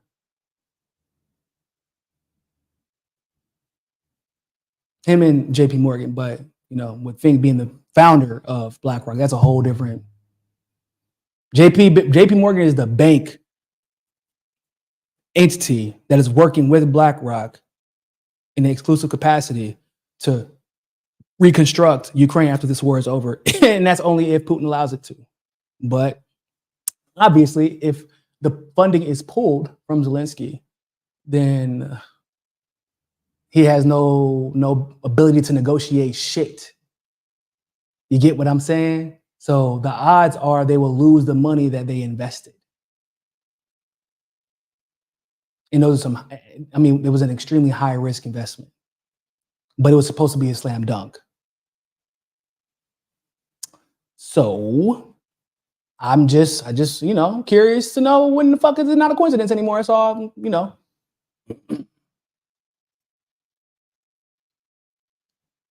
Brandon Burks, I thought that they would keep Burden. I'm assuming you mean Biden. Why go through motions when Donald Trump will win? Replacing him makes me nervous for Donald Trump. They'll try to, oh no, I've already concluded that they are 100%, he's not safe. If everything that we have seen is true, even, hell, nah, damn that. If 70% of the shit that we have learned in the last week or two is true, Donald Trump is not safe. Hell, as long as the Secret Service is his primary security, he is not safe. This is bro, look. I'm worried for that man. I'm not gonna cap. I'm worried for him. It's not because I necessarily like him.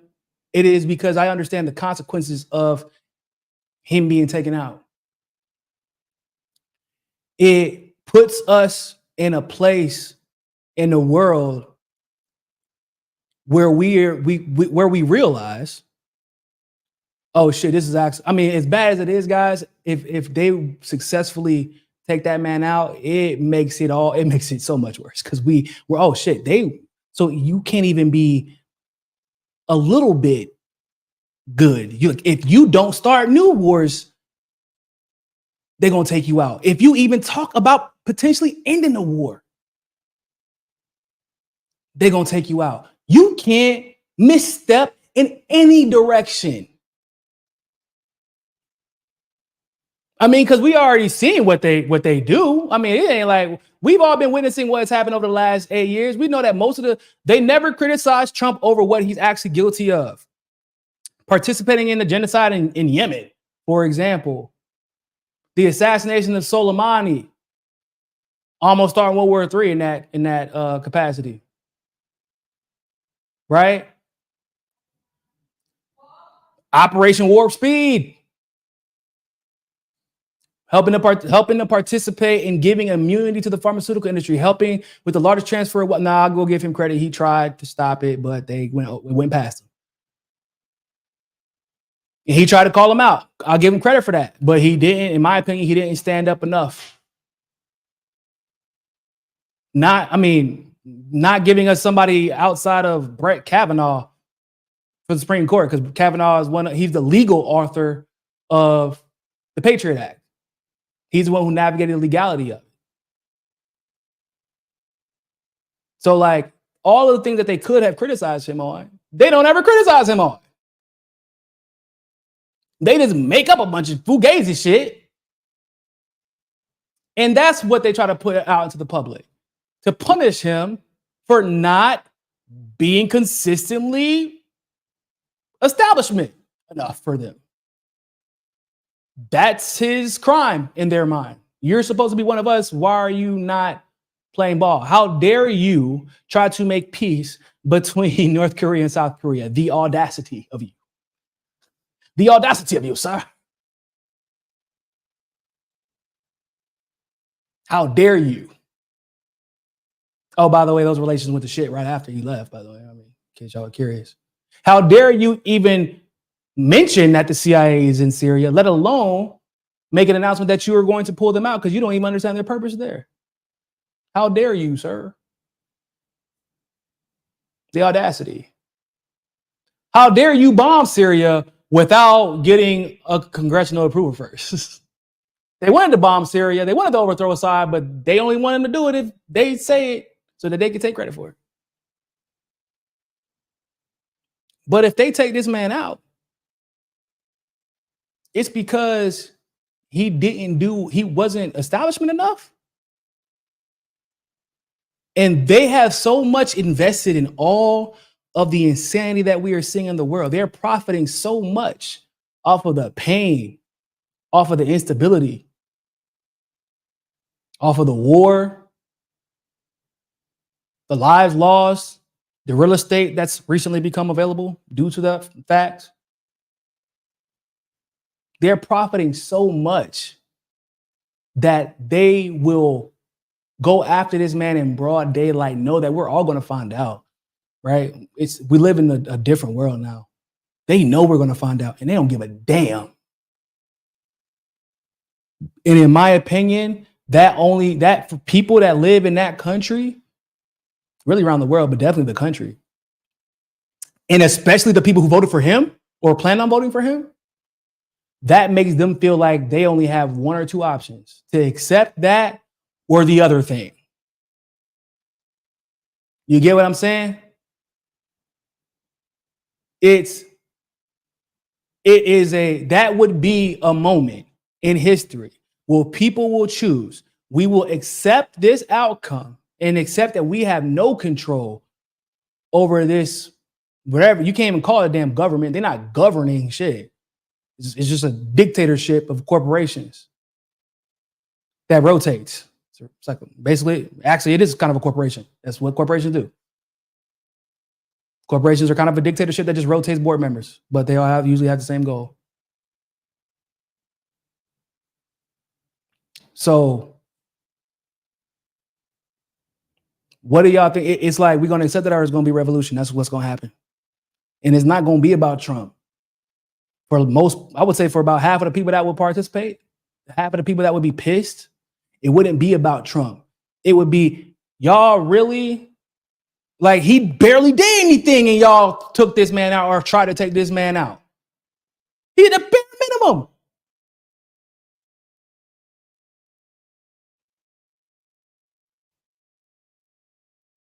Bare minimum. Y'all literally said he's not as bad as we need him to be. So let's put it in Biden. Oh, Biden can't get through this? Fine. Sun's out, guns out. Summer, summer, summertime. And what's crazy is the timing, once again, y'all, the timing of the shit would have led to what we now know to be Nikki Haley versus, effectively right now, Kamala Harris. Nikki Haley, who actually might be more hawkish on Russia and Ukraine, because at least Biden got something to gain from the Russia-Ukraine shit, right? We know how involved his family is and how much he has to basically protect them from all the corruption being exposed, right? And not only protect him, but protect the Atlantic Council members who were involved in it too, since at least the Maidan coup of 2014. But Nikki Haley just hates Russia to hate Russia. She just likes going to war. She gets excited at the idea of blowing shit up. It is weird to me. That's what's scary about Haley. So you get whoever you want if you're the establishment. You get somebody that is predictable. If you think about the establishment as being a corporation, which effectively they are, they think about things from quarter to quarter. How do we make the most profit within this presidency? What is the surest way to ensure that you're going to make a return on your investment? Predictability. Predictability is profit. Nikki Haley and Kamala are nothing if not predictable. We might not know what Kamala gonna say, but it's not for good reason. But as far as her actions are concerned, she's predictable as hell. So, hey, look, Jill Stein's running, guys. It doesn't have to be this way. It doesn't have to be this way. Jill Stein is running. Jesus Christ, just don't look. I'm just giving y'all the information. Y'all can choose what to do with it. Brandon, thanks for the super chat. Can you teach how to research? Act like your show POTUS. Act like your show. I don't get the last part. But, I've thought about that. helping out, like doing like little shows on how to help research and things like that. I have thought about that. I just have to find the time to do it. Because I do have a process. So that is something I would keep in mind, Brandon. I might do that for my premium members, actually. Who shorted the Israel market before the attacks? Everybody. I mean, a lot of people.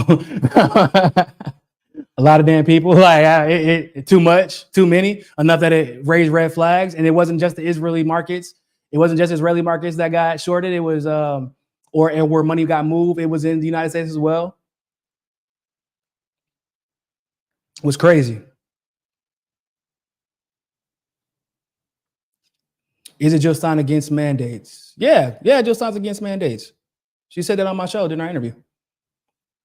She wasn't as far, and so when it comes to the science juice, if y'all want to call it that, she wasn't as anti-science juice as some people would have liked her to be. She was just like, let's just wait till the research comes out, and so we can figure it out. But she was always against mandates because she's kind of anti-government in a lot of ways. So she's kind of against any mandate by the federal government.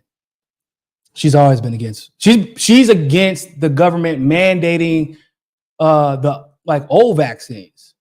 She was like, we need more consistent science, and we need to repeat and perfect the vaccines that we have our kids or adults taking now. And she got attacked for that. And this is before the pandemic even started. Sentient Dreamer, I totally watch any of your research shows. Lit. Yeah, that might be something I have to consider doing then, man. It might have to be something I consider doing because I feel like it's useful for everybody. Because there are ways to get to conclusions fast. That's how I was able, back in the day especially, we were always at the MCSC network, for all my old heads out here. We were always able to stay so far ahead because we actually have had conversations about the methodology that we use to research. And to be completely honest, it actually mostly starts out with the question that you're asking more than anything. I know a lot of people think it's like the conclusion. Yeah, the conclusion, but it's really like, are you asking the right questions? Because some people just don't know what to ask. So once you start there and then you build up a foundation of just because you've done enough research about any given topic, you build up a foundation. And so it becomes easier and easier to get to the conclusion fast once you've already done enough research about the topic because you already know what question you need answered. That's how I keep finding out. And that's how I found out quickly that BlackRock on TikTok. I'm like, damn, man, why does my Hunter Biden and BlackRock stuff keep getting taken down? Oh, shit, probably because BlackRock owns TikTok. Oh, look at that. Yeah, they do. You know what I'm saying? Like, I didn't have to go look up a website or figure. I just knew what questions to ask. And so, yeah. Sparky, what's going on, man? Thanks for the super chat. President Kamala can use her Wallace Simpson level oral talent when negotiating with foreign leaders. I'm not. Y'all. Listen, y'all, we don't know for a fact that Kamala's extracurricular activities had anything to do with the position that she's in. I'm just saying the position she was in might have something to do, maybe, with the position that she's been. I'm not doing that with y'all today, man. But she is proof. She is legitimately proof that, anybody can start on the bottom and end up at the top. Amen. Hallelujah. Thanks, Sparky. If it makes you feel better about J.D. Vance, remember he's not a hillbilly like Jed Clampett.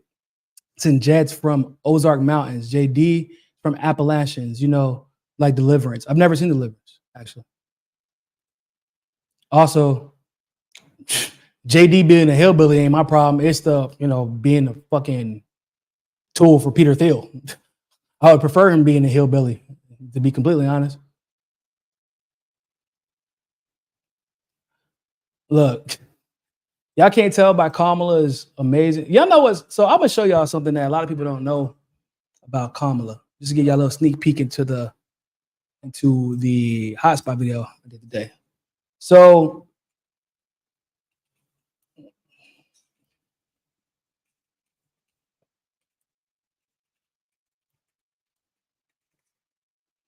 So there is something about Kamala that a lot of people are not that familiar with. And hold on, let me see something. Oh, no, we're not about to do this. Sorry, I'm a little upset. I'm a little irritated because I just saw that The Intercept stole another one of the stories that I dug for and found a while ago and covered it, which and it's the same person who did it before. Sorry, it's just a little bit irritating when people keep stealing your fucking stories. Anyway, so we all know that Kamala Harris was the where the hell? We all know that Kamala Harris was the DA of California, right? What some of you might not know, however, is that she actually replaced somebody. Hold on, where the hell? There we go. She actually replaced somebody who was a damn good, comparatively speaking, DA. The reason, and it was, so his name is, if you're from San Francisco, you might know him, Terrence Hallinan, right? He was pretty widely celebrated.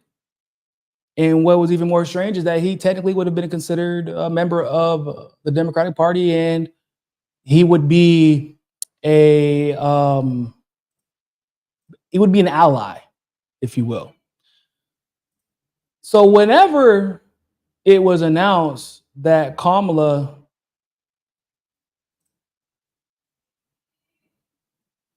give me a second, let me pull this up. Whenever it was announced that Kamala was going to run for DA, some people were confused. And the reason that I heard about the stories, actually shout out to my grandma and my pops. Because the reason I found about the story is because I have family that lives in San Francisco. And they were kind of confused as to why my grandma really loved Terrence Hallinan. So if y'all see here, make sure everybody can see it. Kamala Harris buried investigation into predator priests and did absolutely nothing after becoming San Francisco DA, says victims who want their cases files released. Just a quick breakdown. Survivors of sexual abuse by Catholic clergy claim Kamala did not do enough to prosecute their cases when she was San Francisco district attorney. One victim said Harris did absolutely nothing. Harris was district attorney shortly after the Boston Globe revealed sexual abuse by clergy in Boston area, sparking a worldwide outrage. Harris' campaign defended her record. Kamala Harris has been a staunch advocate on behalf of sexual assault victims, especially child sexual assault victims, the campaign said in a statement. Yeah, that's definitely not true. So this is the story. Get this out of the way. Survivors of the sexual abuse by Catholic clergy claim Kamala did not do enough to prosecute their cases when she was San Francisco district attorney. Victims said compared to Terrence Hallinan, who was a DA before Harris defeated him in 2003 election, Harris did nothing. It went from Terrence Hallinan going 100 miles an hour, full speed ahead after the Catholic Church to Kamala doing absolutely nothing and taking it backwards at 100 miles an hour. Joey Piscitelli, a sexual assault survivor who won a court case against his Catholic high school, told The Intercept. That's worse than doing nothing. I mean, she literally was in full speed reverse. Like she was assisting the Catholic Church. Yeah. But Harris's campaign told Daily Mail that the senator has been a staunch advocate for sexual assault victims. Kamala Harris has been a staunch advocate on behalf of sexual assault victims, especially child sexual assault victims. The campaign said in a statement, as a line prosecutor, she took on notoriously difficult to prove child sexual assault cases, but put predators behind bars and created a coalition to combat child exploitation. She then used her position as district attorney to create the first unit focused on child assault cases in the office's history. Yeah, I don't really know. That's super weird that she didn't talk about that during her campaign. It's almost as if it was bullshit. Several Several other victims told the news website that Harris's office refused to meet with them and declined to release the files on clergy abuse. Super weird how you have a whole unit apparently dedicated to this very specific thing, but you didn't want to make public the files that unit supposedly was dealing with. I just found that really suspicious, whatever. Dominique DeLuca, California resident who said he was raped by a local priest when he was 12, claimed Harris wouldn't meet with him or release the files. I remember Kamala Harris, he told The Intercept, she didn't want to have any meetings. He added, she wanted the public to think this is an issue that happened years ago, that it doesn't happen anymore. Let's just move on. Harris's campaign said the files weren't released because it would create a chilling effect on cases being reported and threaten the privacy of the victims. Literally, bro, the victims are telling you to release the files. It's the victims telling you to release the files. Senior attorneys in the DA's office who were central to the prosecution of Catholic priests advised that records should not be released because it would create a chill. Oh, excuse me. We're here. DeLuca said that he believed it was the power of the Catholic Church in San Francisco that kept the files under lock and key. The Roman Catholic Church is very powerful, and I think they didn't want to step on any toes, especially in San Francisco, he told The Intercept. In other words,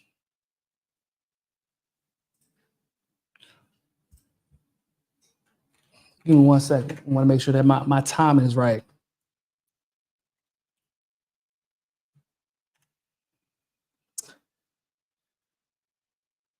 Just want to make sure my timing is correct. Don't do this to me, y'all. Why y'all doing this in Portuguese? I'm not trying to read this in Portuguese right now. Oh, this works. No, that's not what I wanted.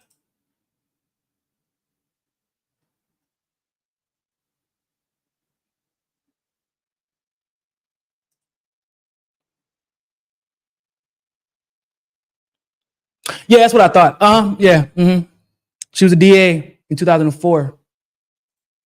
So in other words, she ran to get Terrence Halliman out. In other words, the Catholic Church, along with probably the Democratic Party, worked together to give Kamala Harris a position in one of the most powerful DAs in the world, or in the country, excuse me, definitely in the state, but also in the country. And the first thing she did when she got that position was protect predators. So what else am I supposed to think? What else are we supposed to believe?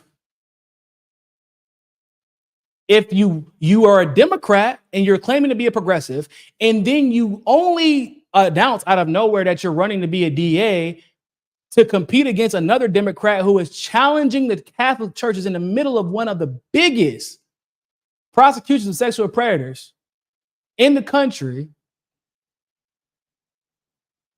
and you get bankrolled by the Democrats to be the Democrat, it only makes sense to me that you were put there to do the thing that you focused on doing when you got there, which was not only doing nothing to prosecute the church on behalf of those victims, but actually, once again, moving backwards. She sabotaged the victims and sabotaged the case that was put together by the DA. Y'all don't think that this is going to get out when she's running for president? I mean, it's here. I'm telling y'all about it. Y'all probably won't hear about this from many other people, but if I'm talking about it, y'all know somebody going to talk about it. Somebody going to talk about it and not give us any credit. That's how it goes, generally speaking. Sparky said, couldn't resist poking fun at JD's hillbilliness. The Yale and Theo connections are what's troubling. We'll see how he turns out. Yeah. Because you don't get, if you went to Yale and you that rich, them skull and crossbones, that tattoo is somewhere on your body, even if we can't see it. Deliverance didn't show Appalachian people in a good light. Ah, gotcha.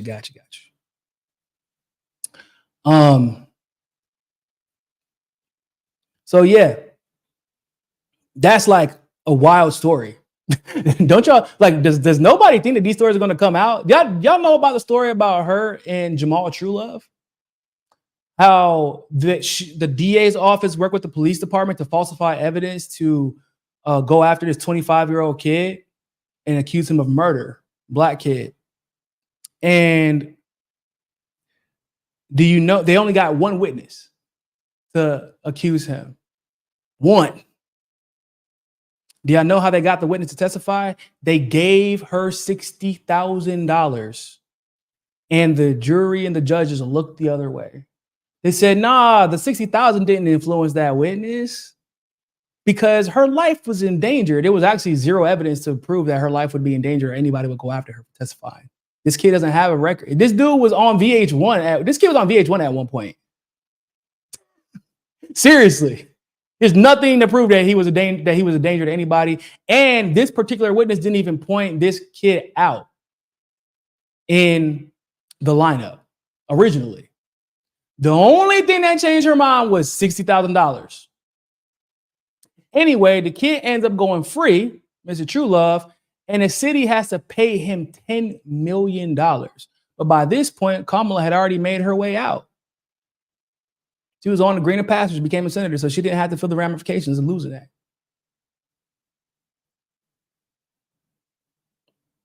Yeah, bro.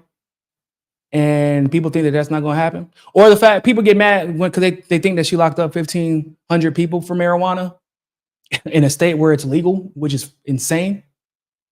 But those people are wrong, and I'm going to tell you why. Because it wasn't 1,500. It was fucking 2,000. It was literally 2,000 people. So people were underestimating how many people she locked up for marijuana. The people think that that people are just going to forget. That's what it seems to be. But hell, even Barack Obama is smart enough to know, like, yeah, that's not going to win. She's not going to win. Bro, they announced yesterday Biden would be dropping out and endorsing Kamala. And they had a field day yesterday. It was an hour. It was just a few hours. It was only a few hours. Everybody's like, yeah, we about to go in on this bitch. And just bop, bop, bop, bop, bop, bop, bop. Everybody starts exposing it.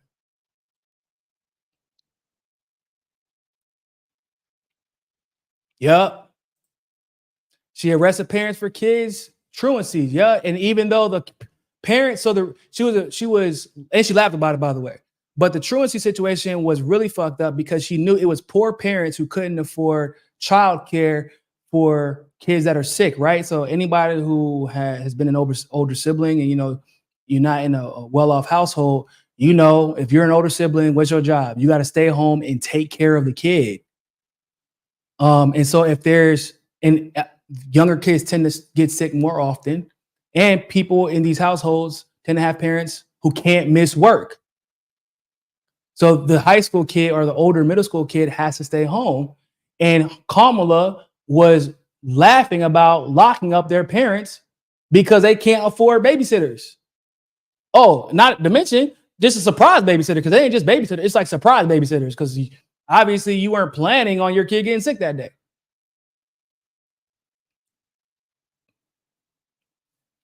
Just saying, like she knew which community she was affecting. Not to mention, once again, Kamala, it's all going to get exposed once again that while she was running for DA, while she was running for even Senate, even when she was running for the Senate or running for Attorney General, she almost never mentioned the fact she was Black. She only ever mentioned her Indian heritage, almost exclusively, because of the demographics of San Francisco. And really the demographics of both San Francisco and LA. If you could win San Francisco and LA, the odds of you winning the Senate or winning Attorney General is pretty high. So, she won't Black until it's time to be Black. You know how that go. And it's going to get exposed again. I don't know why they're acting like it's not going to get exposed. I already did it. A hotspot video. They're talking about all this shit. All of it. I couldn't fit all of it into the video. I had to leave some stuff out, but you get the gist of it. It's coming out soon.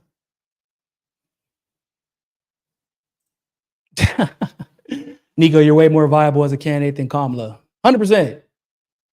I don't want to get assassinated, though. I know if I would be president, I'm getting assassinated day one. They are going to take me out. Because y'all going to think I'm a dictator the way I'm doing executive orders. All the student debt. Get that shit up out of here. Property taxes, paying for schools. Fuck that. Yup. Going crazy with the pen.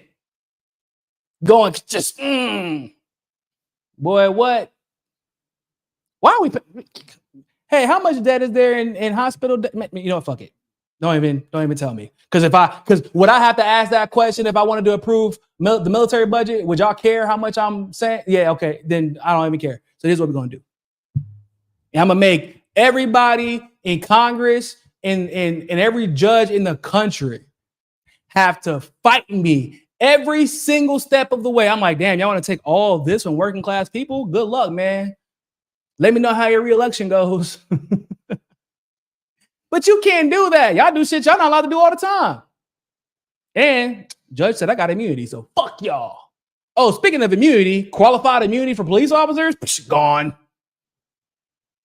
And all you directors, FBI, CIA, federal judges, and all that. How do y'all just get to be in this position? You ain't got to talk about your record with nobody. Yeah, that's just changing. Everybody got to run for office. If you are in an official office like director of the FBI, director of CIA, federal judges, all that shit. All of it. Everybody got to put your record on Front Street. I bet everybody would start straightening up then. Like I said, they just killed me the first day, bro. They wouldn't even put up with it. They said, we're not putting up with this guy. We're not doing this with him.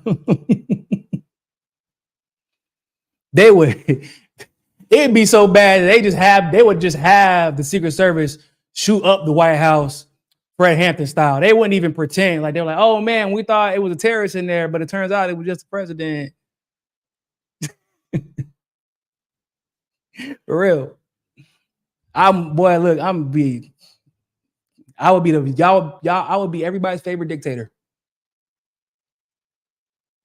And then after I get done with my dictatorship, then we can proceed with business as usual. Because then everybody will be in elected positions. If you got to your position, it's because you were elected there. And you effectively got to make it so hard to pay off every single person in the country. Oh, we will go back to what, because they limited the seats in Congress, right? And the Senate, if I'm not mistaken. There wasn't supposed to be a limit in the Senate. Don't quote me on that, but I'm pretty sure there wasn't supposed to be a limit. So they limited the seats in both, at least Congress. And the idea is that if Congress always has the proportionate amount of congressional representatives, when I say proportion, I mean proportion to the population. They always have proportional representation. It is too hard to pay all of them off. It's too hard. And it's easier for them to band together against corporations. You get what I'm saying? So, yeah, we going back to that too. That shit getting time. Yep. Mm-hmm. We expanded Congress. They talking about expanding the courts. You don't got to expand the courts if you expand Congress. Right? Then it'll just be popular to do the popular thing. And the popular thing is to not be a fucking shitbag. Dictatorship. But I do my 4 years and I'm out. I'm doing my 4 years. I'm doing 4. And I would get rid of term limits. I would get rid of term limits for the president, but I would put in term limits for Supreme Court, for Congress, and for the Senate. Because technically speaking, as far as a president is concerned, it is unconstitutional to have term limits, technically speaking. It's anti-democratic, because if that's what the people want, that's what the people want. It means you're doing a good job. That's how I feel. But shit, I might not have to do term limits for Congress If I guess if I do it right and everybody in Congress is doing what the hell they're supposed to do, then they're only going to pass policies that benefit people. So maybe I won't have to do term limits for Congress. It's up to them. Balls in y'all court now, motherfucker. But yeah, no, the idea of term limits is actually kind of unique from the majority of the world, right? That's why Venezuela, Cuba, most of Latin America, actually almost all of America, all of the Americas practically don't have term limits. Most of Eastern Europe doesn't have terms. A lot of African countries don't have term limits because it makes it a lot easier to rig, right? It makes it a lot easier for your government to have an illegitimate president if you can bet on a transitional period within an unstable-ish government.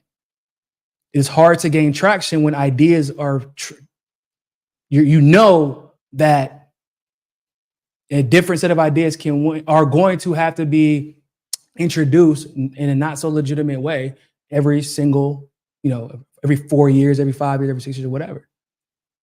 You can take advantage of that. But if you have a good president who's doing the job and is showing the trajectory of your country being a good trajectory, like in Russia, for example, with Putin, you want to make sure that he can stay in to get that job done. Evo Morales, another example. Maduro, another example.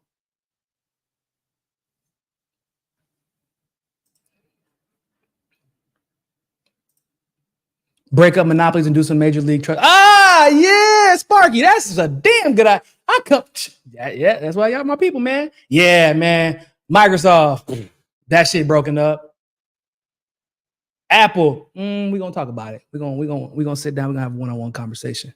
But Microsoft, definitely, that shit broken up. AT&T, not only y'all getting broken up, but y'all motherfuckers y'all owe some refunds. I know that y'all owe a lot of refunds. We're gonna do some big and deep research and some digging into all the money y'all been stealing. Yeah, we're gonna do that. And then we're gonna break y'all asses up too. No, I'm not running for Congress. I can't do all that from Congress. I'm just speaking because somebody asked me, they joked and said I'm more qualified president. I said they wouldn't let me be president because I'm being straight dictator for 4 years. I mean, in the most democratic way possible, but I'm gonna be a dictator. I'm getting shit done. And every time that they argue with me, I'm getting on my bully pulpit and I'm snitching. Hey, everybody, I'm trying to pull out of Afghanistan and Syria and Iraq, and I'm trying to get all of our money out from all these different places that we're raging random war in by giving it to private security companies, right? We're just waging private wars instead of regular traditional wars. I'm trying to take all the money out, and they won't let me do it. That's when I'm snitching. Going on TV, and they're going to be like, oh, they're not going to show up on TV. Fuck y'all, then I'm going to pull out my cell phone, and we going on live. But I'm snitching. I want to be the most transparently, democratic dictator that I can be. But yeah, no, full dictatorship, 100%. Yeah. And then I'm out. And then democracy.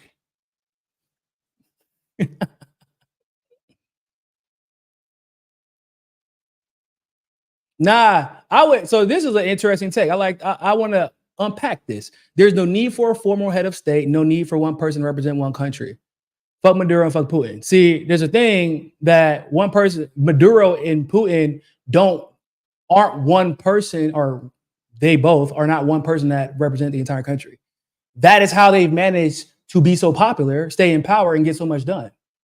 It's because they have such a massive mandate from their people. People forget Maduro has managed to not be beaten because his party keeps winning, despite the fact that there are multiple other parties. And you can look at how well received a president is by looking at how his party does in local and state elections. That's how people knew how popular Evo Morales was. I was saying, I'm like, well, I mean, even if they manage to overthrow him, either he's going to win again or the person that he selects is going to win, because you can see his party is disgustingly popular. They won the elections. They dominated the elections the year that they overthrew Evo Morales, which is one of the reasons that they overthrew him. Because we can't win, we can't beat them through elections. Bring back small and regional businesses, 100%. Federal funding for small and regional businesses has tanked. The Small Business Association has failed. It is a failure. It's an abysmal failure. And everybody knows that small businesses basically is the reason that there was once a strong middle class in the U.S. Small businesses are also part of the reason why. So when we had more small businesses, families were closer. And when families are closer, the economy is actually stronger and there's more opportunity. As counterintuitive as that might sound, like, oh no, it makes more sense to be able to spread out. No, people have to leave the security of their family environments because they have to go to where their money is, because corporations in various ways have sucked the businesses out and sucked the opportunities out of certain places, especially in the flyover states. Small businesses that get passed down from generation to generation, that have loyal customers from generation to generation. That is how you create a solid economy. Is that how you necessarily get super wealthy rich? Ridiculously disgusting rich? No, but you'll be well off. You'll be fine. You get an honest dollar for an honest day's work, and you'll be able to feed your family and help your community. But that's not how it works anymore.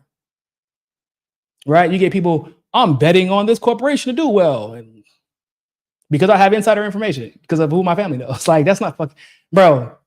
Vulture capitalists are I hate the concept of it, that you can just win because you're gambling money that you probably inherited or got from somebody else on corporations who have a leg up, on the majority of corporations that have like a leg up because of, whatever relationship they've had historically. Like the idea, one of the things that I hate about people always say, well, why isn't there like a black JP Morgan? Why isn't there like a black, like, because JP Morgan, the original, is dead. But I'm saying, like, why isn't there a black like Rothschild? Because we weren't allowed to. Because like the people that are the people who have all the money now, the vast majority of them, you do know, like, black people weren't even allowed to vote until kind of recently. Black women weren't allowed to vote until, or women in general also weren't allowed to vote until kind of recently. We weren't even allowed to start banks until recently, within like the last 100 or so years. So like the people who have all the power and who have all the connections and can make the moves, they had a little bit of a head start. A little bit. So it would be one thing if everybody had the same opportunity to accrue the type of wealth and influence without the exploitation. But if everybody had the same opportunity, I probably wouldn't care that much. And I'm like, then it would be a matter of, well, you have the same networking opportunity as everybody else has. But it's not like that, actually. Not even close. Because literally one specific group had the ability to do everything. And they jumped ahead even after they fucked up and got bailed out by the government multiple times. And then the group that almost got ahead, which was black people in the early 1900s, black banks were ahead. And then the government intervened. So even when we're ahead, we're not allowed to be ahead. Just saying.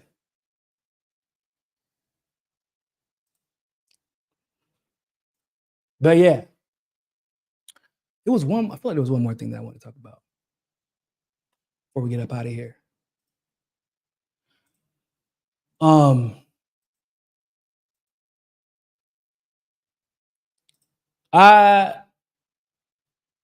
So here's actually, you know what? I think I saw somebody. That's what I thought, who I think Kamala's VP would be. I don't know. I haven't thought about it because I don't think she'll get the nomination. I think that she'll be the VP. I think Kamala will graciously accept the VP.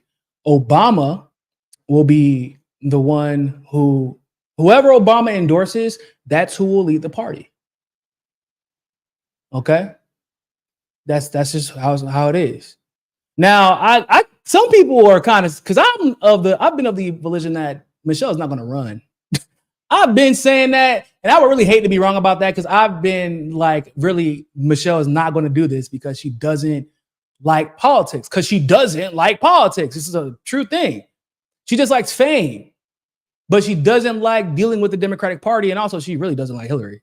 So, and she doesn't like her little minions.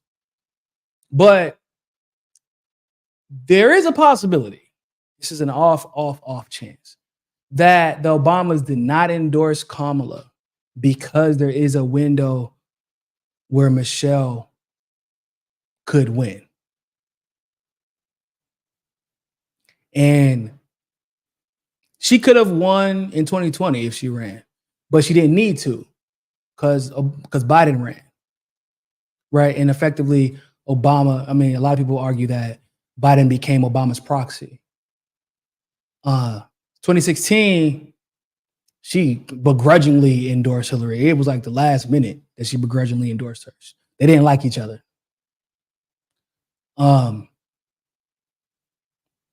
But if it would leave Michelle Obama exposed, she wouldn't do it. If it would leave her exposed too soon, she wouldn't. But here's the problem. I'm not even gonna lie to y'all. At this very moment, if Michelle Obama came out and said that she was going to run, if they came out and nominated her, because they can nominate her, because now we're in uncharted territories, guys. We're in uncharted territory. Nobody. Okay, so technically speaking, I guess Marianne Williamson has delegates, and like literally, that's it. Because Kamala don't have delegates. She wasn't running for president during the primary. So I guess like unless somebody decides at the convention to nominate Marianne Williamson, nobody has any delegates that will be receiving a nomination. Which means anybody can be nominated. Which if anybody at the Democratic convention can be nominated, we know that they've already nailed it down to 2 or 3 people and probably 2 people. And if it isn't, it will not be Kamala. I just don't believe it. She's not going to make it, guys. I can't picture Kamala Harris on the debate stage against Donald Trump in September. If y'all think it was a shit show with Biden having dementia, imagine Kamala on Xannies.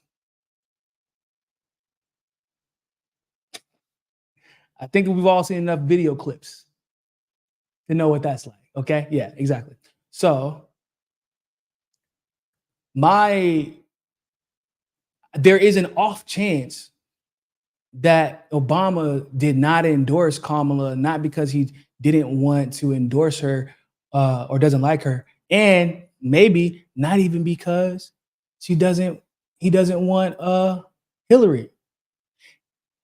It could actually mean that they're like, if Michelle just gets I know it sounds kind of peculiar, but she effectively would get a head start. It would be because when you don't have to argue your record and you don't get a chance to make mistakes and you don't get a chance to get pressed like everybody else has been pressed.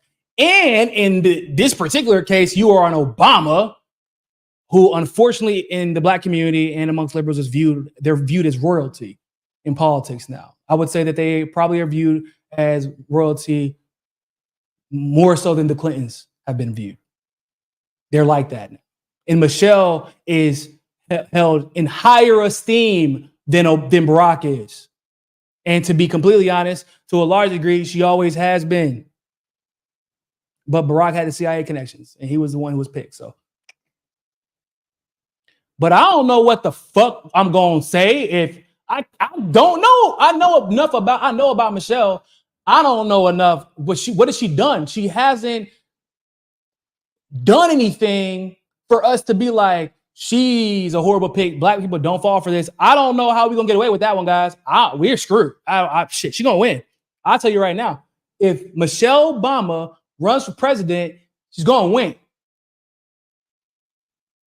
If Michelle Obama runs for president, she's gonna win. I'm just telling y'all right now.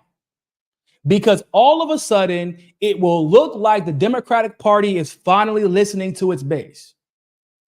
But what it really is Obama running Michelle against Trump in a situation where she almost can't lose. Y'all got to remember, you know what? Hey, Ziva, say it again. Michelle taught Barack how to be black. That is a fact.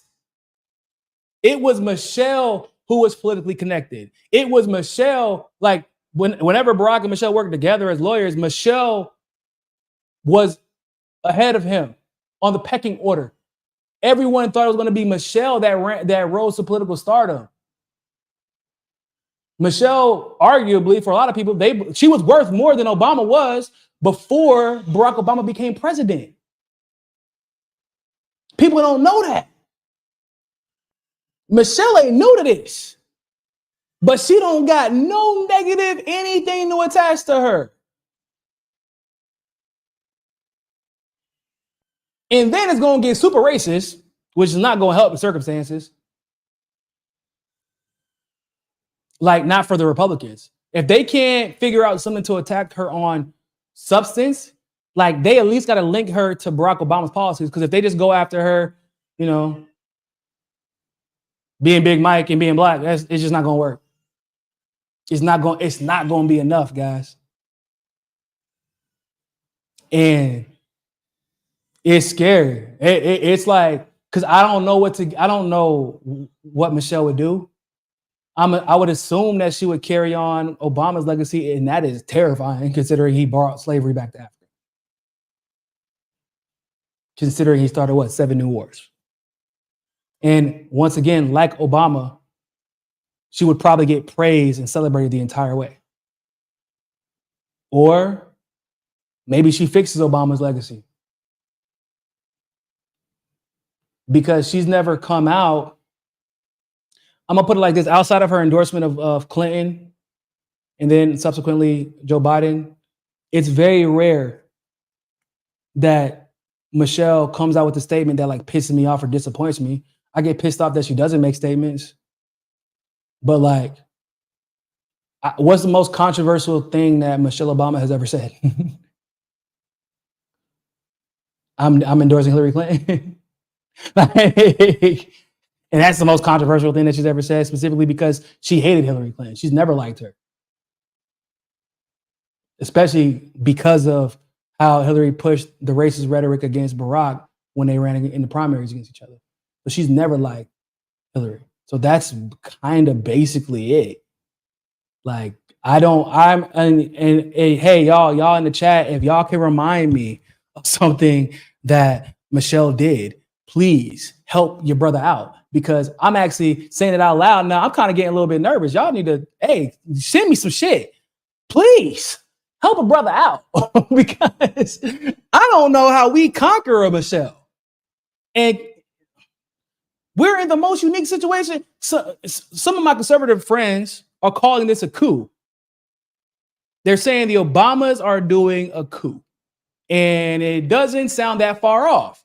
And at the bare minimum, it doesn't sound conspiratorial. Or no, they're definitely conspiring. When I say conspiratorial, it doesn't sound ludicrous because it's weird the way that Biden has just disappeared. In the specific way that he disappeared, they said that he had COVID. And having COVID is the only reason that Democrats would buy for you to be able to disappear without saying anything, because they're the ones who would primarily use the excuse of quarantining as justification, or as COVID to quarantine, like using COVID as justification to disappear. Now, Joe Biden has actually spoken on camera while having COVID before, so that's a dumb reason. But like, you just announced that you're dropping out of the race and we haven't heard from you or seen from you. And so it makes it almost look like it was not his idea. And there's also the possibility that maybe they don't leave Obama with a choice. Maybe they say, Michelle, your ass is going to run, or you and your husband are getting exposed, just like, or at bare minimum, Barack gets exposed, and if Barack gets exposed, then that's their brand. That is their brand together. That's how that usually works. The only thing that we can say is Michelle was quiet while her husband was doing all this criminal shit, but God forbid, if she is smart enough to come out and actually go against some of the stuff that Barack did, we're screwed. Like, to say rhetorically, I don't know if she would actually, like, policy-wise change, but like, we are screwed if she is bold enough to be like, and I don't even agree with the way that my husband handled Libya. I believe in self-determination and sovereignty, especially in African nations, given Western interference there. I don't believe in the way that we've been handling situations in Central and South America. I don't believe that we should be in, because remember, Barack was actually against agitating Russia to this degree. Even though the Maidan coup happened under Barack, Barack didn't want to give weapons to neo-Nazis. There was a constant point of contention between him and Biden. But that's why Biden was the one who was always over there talking, because it was his operation. John Podesta, that was his name. Damn, from the beginning of the stream. That's what I was trying to figure out who else had all those shares in Burisma. It was John Podesta. But if the biggest, I'm not gonna lie to y'all, man. If the biggest, like the most controversial thing we can say about Michelle Obama is that she didn't criticize her husband enough, we in for a long race, y'all. We are in for a very, very, very long race, and it's going to turn from exposing how the Democrats are lying about being working class and being pro-black, pro-marginalized people, pro-union, pro this, pro that. It's going to go from that to, all right, Trump, how you going to respond? Because Biden is not Michelle Obama is not Biden. Michelle Obama is not Kamala. Michelle is not Hillary. And she is damn near just as brilliant as a speaker as Barack is, with none of the negative to attach to her, and all of the popularity that Barack didn't have when he was running.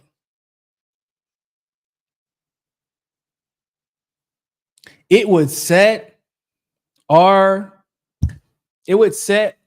war against the duopoly back years if Michelle Obama ran. Jesus Christ. Now I done talked myself into it. This shit really might happen, y'all. It would be dumb for them to not run Michelle if they can force her to.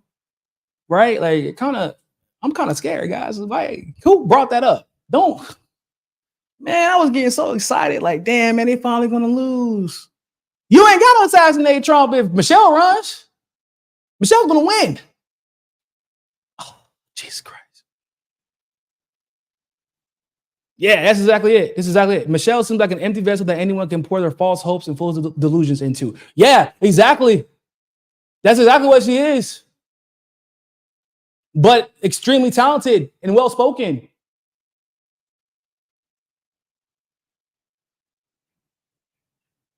That's what makes her Hillary. There's a lot of shit that makes her scarier than Hillary. Like, when I say scarier than Hillary, I mean like as far as winning the election. I don't know. I just don't know how you criticize Michelle Obama outside of using her husband to do it. That is the only way. And I don't even feel necessarily right about doing that. I'm like, I'm not about to keep bringing this man up every time I want to criticize her. Like, I can't hold her accountable for everything he did. It wasn't her fucking running the country. Like, you know what I'm saying? Like, I can't for everything, because when she was trying to do initiatives for kids, and like that's what makes it even worse. The shit that she tried to do while she was first lady, she was actually pretty good as a first lady, man. Oh man, it was kind of scary, y'all. I ain't gonna cap. Sparky, White House was a big sacrifice for Michelle. It was like being in a cage or a goldfish bowl. She feels she already paid her dues. She's not down to repeat, in my opinion. That's how I feel, right? I feel that way. I want to believe that. I really do. But listen, Barack not endorsing anybody, especially Kamala, is weird. Hillary endorsing Kamala in advance is also weird. Because, of course, Hillary would endorse Kamala. Like, Kamala gonna fucking lose. You don't have to worry about her breaking the glass ceiling and doing what you couldn't. But think about it like this, guys. Think about it like this. If you're Hillary, remember what I said earlier? I'm not joking, but dead ass serious. Like, liberal white women will not allow a black woman to be president before one of them are. It's just not Now, once again, the exception to all rules politics are the Obamas. That's the world we live in. That's a reality, and everybody knows it. Okay, cool. Yeah, Michelle specifically is an exception to that rule. Do you think that Hillary Clinton, who got beat by Barack, got beat by Trump, now wants Michelle to succeed at what Hillary Clinton couldn't get done? Come on. Of course she endorses Kamala. Kamala's a fucking loser, and she would be controllable. And she's a loser. She's not going to win. If anything, Kamala's horrible performance might actually make us forget how bad Hillary was in 2016. But if Michelle wins or if Michelle runs, she's winning. So it almost makes it weird that immediately when Biden drops out, which once again, it seems to me that there was a discussion had, and like, if we're going to be completely honest, probably Biden was not part of that discussion. I'm pretty confident. I can say pretty confidently Biden was not part of the discussion of Biden dropping out. I feel like he found out when we fucking found out. So there was an immediate reaction for Biden, quote unquote, to endorse Kamala, right? The next immediate reaction, like a knee-jerk reaction, was for Hillary to come out, endorse Kamala. Bizarre, because usually we wait a little bit. But what Obama said, like, Obama could have shut up. He said, nah, I'm not going to not only not endorse her, but I'm going to make it clear that the party is going to put together a process for us to figure out who's going to be our nominee, because I promise you it ain't going to be Kamala. That was almost immediate. All that shit happened within like 30 minutes to an hour of Biden announcing, y'all.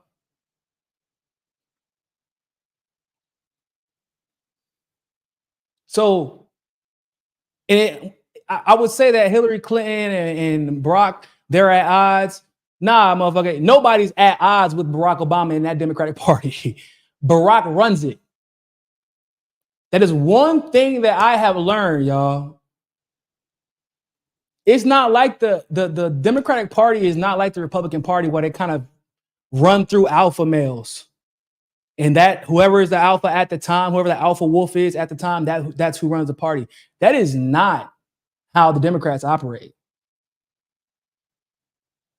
They say, who got the juice?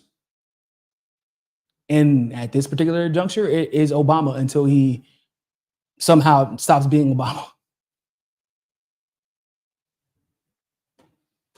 I'm reading a couple more of these super chats, and then we're going to get up out of here. I missed my super chat earlier about unions. Which part about unions? Yeah. Oh, is it this one? Small businesses and non-corrupt unions make for a large and prosperous middle class. It's the bedrock of a stable economy. Yup, that is factually accurate, actually. The middle class started breaking down once corporations started taking over. All right, so that one. Okay. If we don't have anything else to discuss or any super chats that I missed, if I did miss super chat, please let me know. That's going to, by the way, Barack ain't possibly CIA. That motherfucker is definitely CIA. The whole reason that he was nervous about his hospital situation in Hawaii, it wasn't because it didn't exist. The problem was that if you dug too deeply, you would figure out, hold on, why were his parents in Hawaii to begin with? And it's because they were learning Russian. It's quite possible, like they were learning Russian on behalf of the CIA. That's why they were there. And it is quite possible that Barack's mom was a honeypot for Africa. Yeah, so there's that. Darren Levy, thank you very much for the super chat. Obama is basically your version of Tony Blair. Yeah, but I don't know. I mean, hell, I mean, you can make an argument that Tony Blair is just y'all version of Obama. I mean, Obama is Obama. This man got rewarded with the Nobel Peace Prize for bombing the shit out of people. He is different. That man is different. He is different. He gets to do what he wants. And it don't matter if literally he's the African that brought like slavery back to Africa. And they're like, and yeah, that's our guy. What? And once again, that's not even Michelle. He has problems. If he ran again, we could finally go in like, but no, I guess we can use this as an opportunity to expose more, like to expose Obama more. I guess that's the only positive takeaway, I guess. I can't think of anything else. Oh, man. Michelle caught flack for saying that Barack winning was the first time she was proud of her country. Doesn't mean much now since America hasn't been anything to be proud of in a while.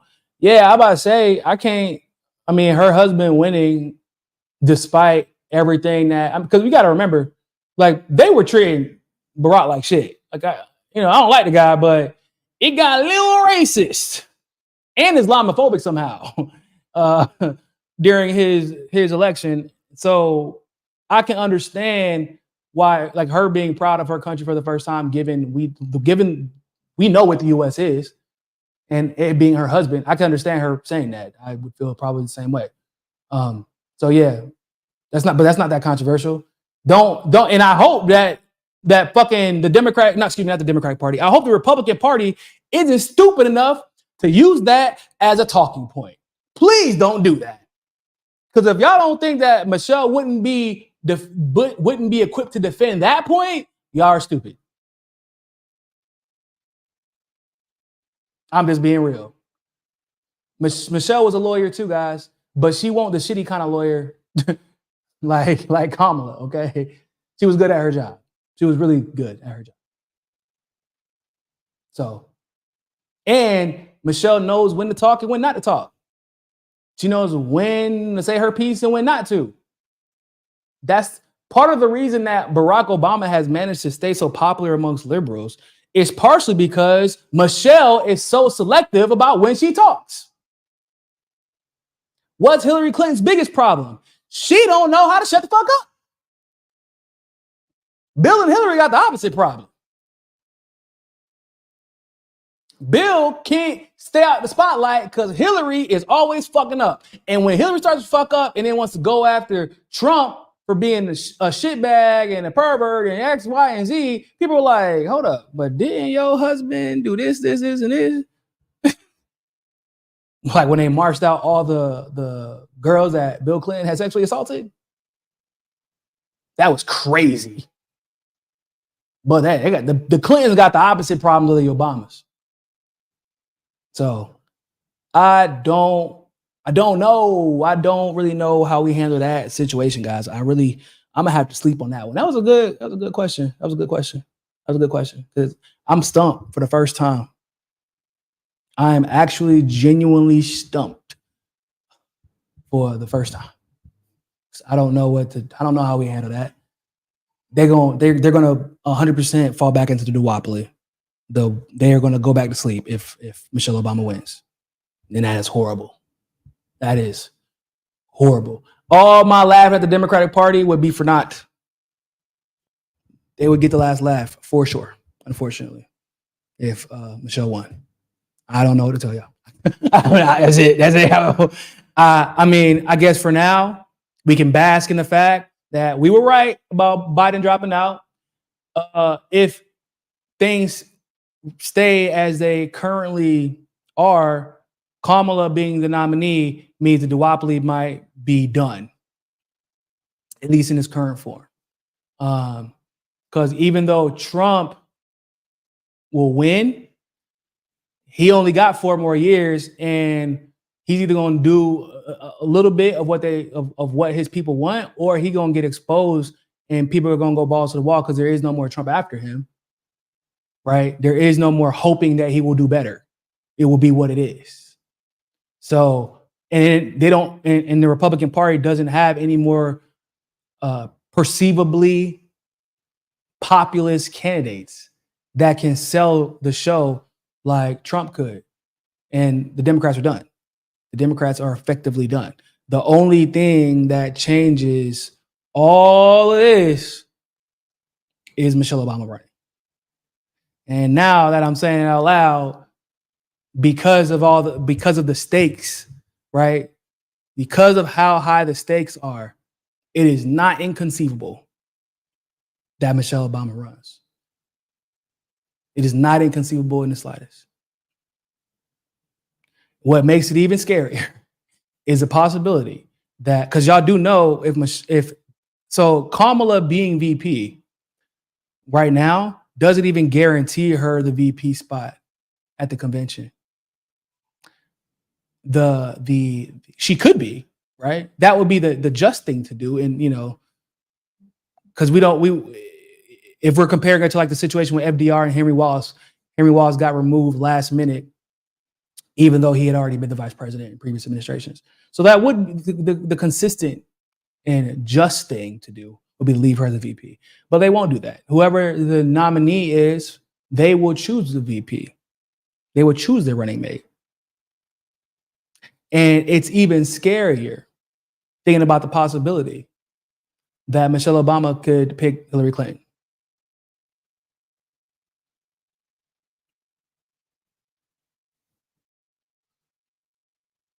Michelle Obama could pick Hillary Clinton.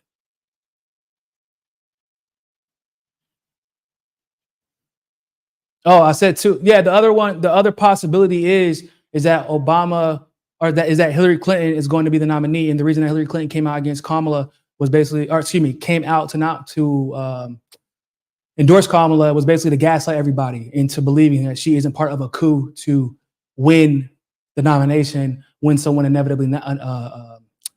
someone inevitably nominates her at the convention, right? Because she would have to reject it outright, but she would know in advance if it would be smart to reject it or not based off of the process, because I'm sure that she will be a part of the process of figuring out who the nominee is going to be.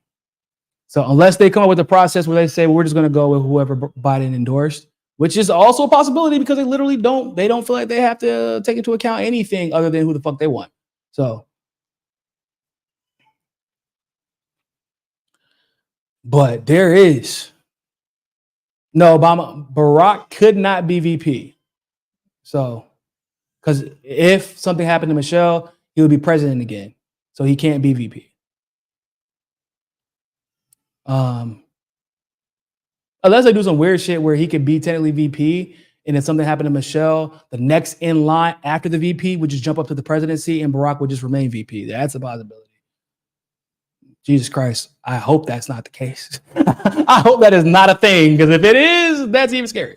But it's scary enough picturing the possibility of Michelle being Michelle and Hillary running together. That is actually scary, because the entirety of the Democratic Party will unite. That closes any holes of division within the party. All of the information we've dropped about the corruption of the Democratic Party and the consistent corruption about from members of Congress and the Senate, that's not going to matter anymore because we get Michelle. That's what they're going to say.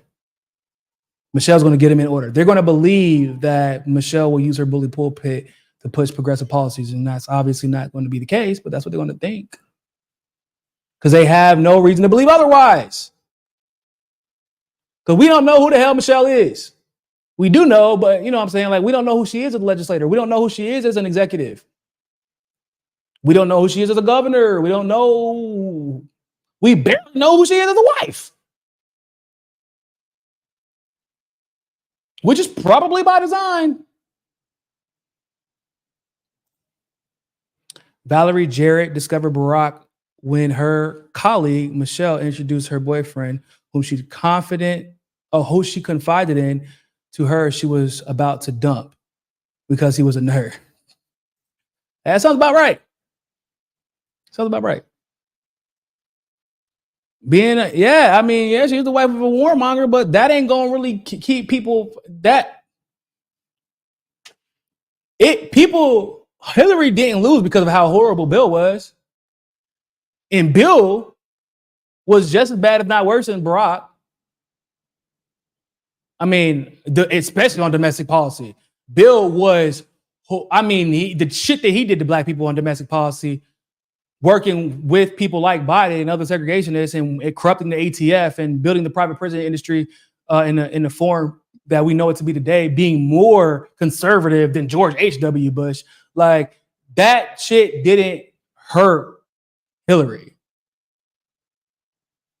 Bill and his perceived popularity helped Hillary. Everybody, not everybody, but the people who would determine the outcome of the election in one form or another, they thought that Bill's presidency was a boost to her. And Bill Clinton is not Obama. Bill Clinton is not Obama. He's not Barack. Barack, this motherfucker announces, I'm going to be on TV today, and that shit gets 20 million views. A clip of 2 minutes of Barack Obama talking about anything, and everybody on his jock about it. I don't know, guys, but I guess it's something that we gotta look out for.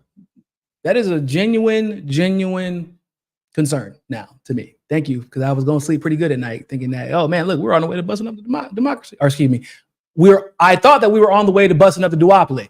I thought that, and then this Michelle Obama thing got me fucking shivering now because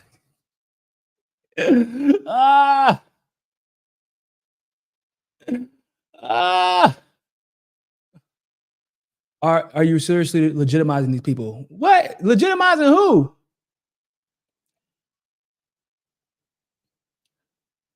Who do you think I'm legitimizing?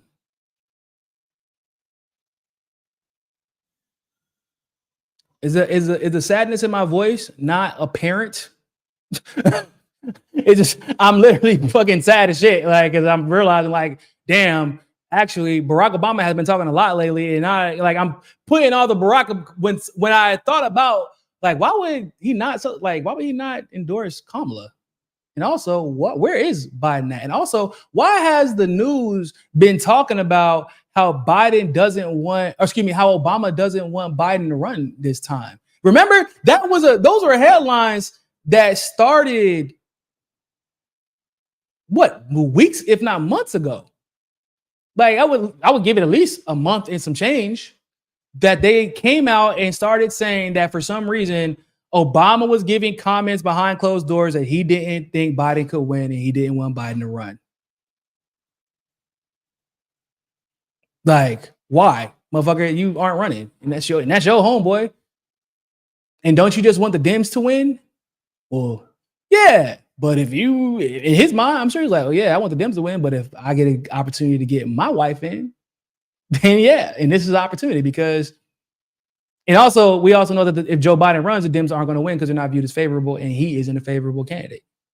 So there's that. And Kamala isn't going to get the job done. So yeah, maybe he does want Dems to win. Also, this whole situation in Ukraine, I'm sure Barack Obama is more or less invested in as well because, you know, he a stock market demon.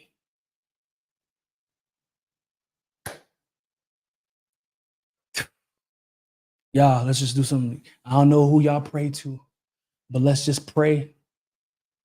Let's just pray that that is not on the menu. Let us pray that Michelle Obama is not.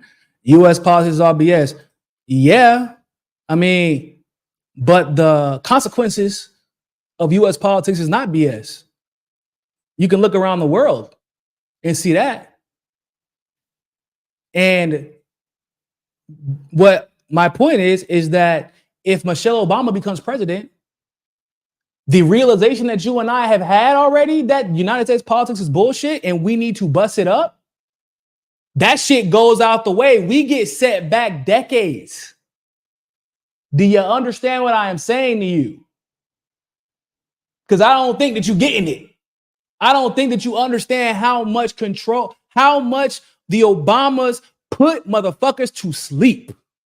They put people to sleep. They put them to sleep so much that Barack Obama can drop bombs and win a Nobel Peace Prize in the same fucking year. So where we have an opportunity right now to expose all of the duopoly for what it is on both sides of the aisle. We will not have such an opportunity to do so with at least with the evidence that we would be able to do so with a Trump or with the Kamala or with, previously with the Biden, because they love Michelle and we don't have an answer for her. I can't make an argument against somebody who's never done shit and is super popular. I don't know what the fuck you want me to do.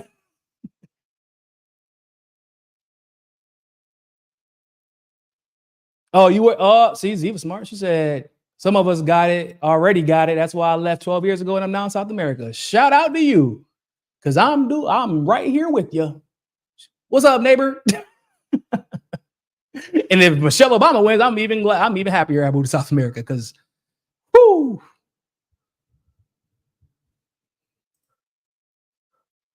He said, I don't pray, Niko. I'm unholy like Rome. Nah, man, you gotta pray. That's that. Look, all praying is effectively the law of attraction. It's effectively what praying is. You put it out into the universe. Everything in the universe is vibrations and frequency. You're simply manipulating the frequency of the vibrations so that you can get a reflection of the vibrations at a frequency that is going to help you achieve what you are praying for. That is all it is. It's actually that, it's not really that complicated of a science. It makes a lot of sense, actually. It's like playing an instrument. You play an instrument to get a specific sound so that you can elicit certain feelings and emotions out of the listener. That's all it is. So you don't got to be religious, because I'm not religious, but I definitely believe in praying and speaking out into the universe. And Lord, Jesus Christ, universe, Buddha, Allah, all y'all, baby Jesus, in your Huggies diapers, please don't let him. Don't let Michelle run, please. We're so close. We're this close to busting this shit up. We're so close, y'all. Trump is bad on Mexico, Venezuela, and Iran. Not as bad on Indo-Pacific. He bad on Mexico, Venezuela, Iran, Bolivia, Argentina, Chile. Well, obviously Iran. Well, I already said that. I don't know how he's going to be with Saudi Arabia because the relationship won't be the same. Like, because we're a different world now. Only thing I can think of is like, because he hasn't gone nuclear, rhetorically speaking, on Russia like the other politicians have. That could potentially stabilize U.S. economy and Western economies for a little bit longer. But then it's like, you have to really consider, like, is that a good thing or a bad thing? Can BRICS achieve its goals? And can there be a multipolar world with stable Western currencies? Because eventually that currency will be used to fund other wars. So it's a genuine question. I don't know. But that's the only hope. I mean, that's the only positive thing I can see coming out of a Trump administration is like, he doesn't have the hawkish rhetoric against Russia that liberals and the rest of the Republican administration have. So white supremacy is the world's #1 problem. I would amend that. It's actually Nazism. It's rich, wealthy Nazism.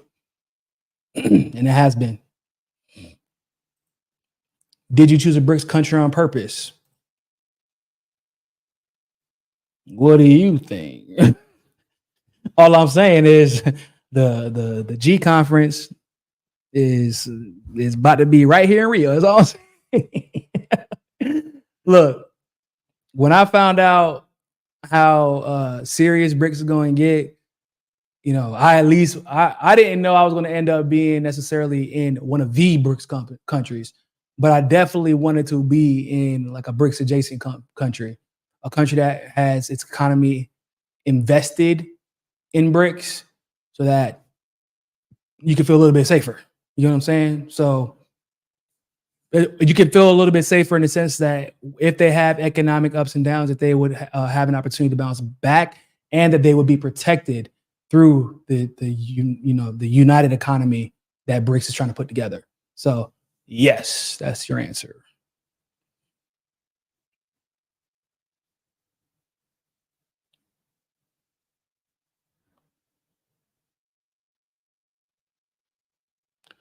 All right, man. Let me get up out of here. Let's spend some time with the kids. Y'all like this video. Y'all share this video. Go check out some of the other clips that we have up. Subscribe if you have not yet. Make sure you go follow us on Twitter. Become a premium member if you have not. Get extra content. You can become a premium member here on YouTube, on Rockfin. I wouldn't recommend doing it on Rumble yet because I still have to navigate that whole problem they got with Brazil. So wouldn't recommend there yet. But other than that, go follow us on Hotspot at Hotspot as well. Go follow us there. You can get some of this nice ass content from myself and your boy Nick from RBN. I got a show tomorrow, I believe, at 1 p.m. Eastern Standard Time. I have an interview. I have I'm doing my regular Thursday podcast as well. And I have a special guest, Colin from INN. He's going to be joining, covering some topics with me, my Caribbean brother. I'm excited about that. So y'all make sure to subscribe. Make sure y'all hit that notification bell, all that good stuff. Brandon, all right, Niko, Tesla, frequencies of vibrations. The real Tesla though, not Elon Musk. Not Elon Musk. I don't drive. If I buy an electric car, my first electric car will not fucking be a Tesla. I promise you that. Ain't about to kill me with one of them damn chips. I don't need the government nowhere near my car. Thank you very much, sir.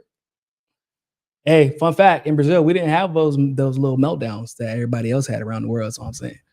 Whenever CrowdStrike had the little glitch in the matrix. Glitch. I don't know. Can you call a glitch that was done on purpose a glitch? Is it right to refer to it as a glitch? I don't know. Y'all let me know. Love y'all, man. Appreciate y'all. Thanks for tuning in. Like, subscribe, and share. But always remember, more than anything else, find your balance. Peace.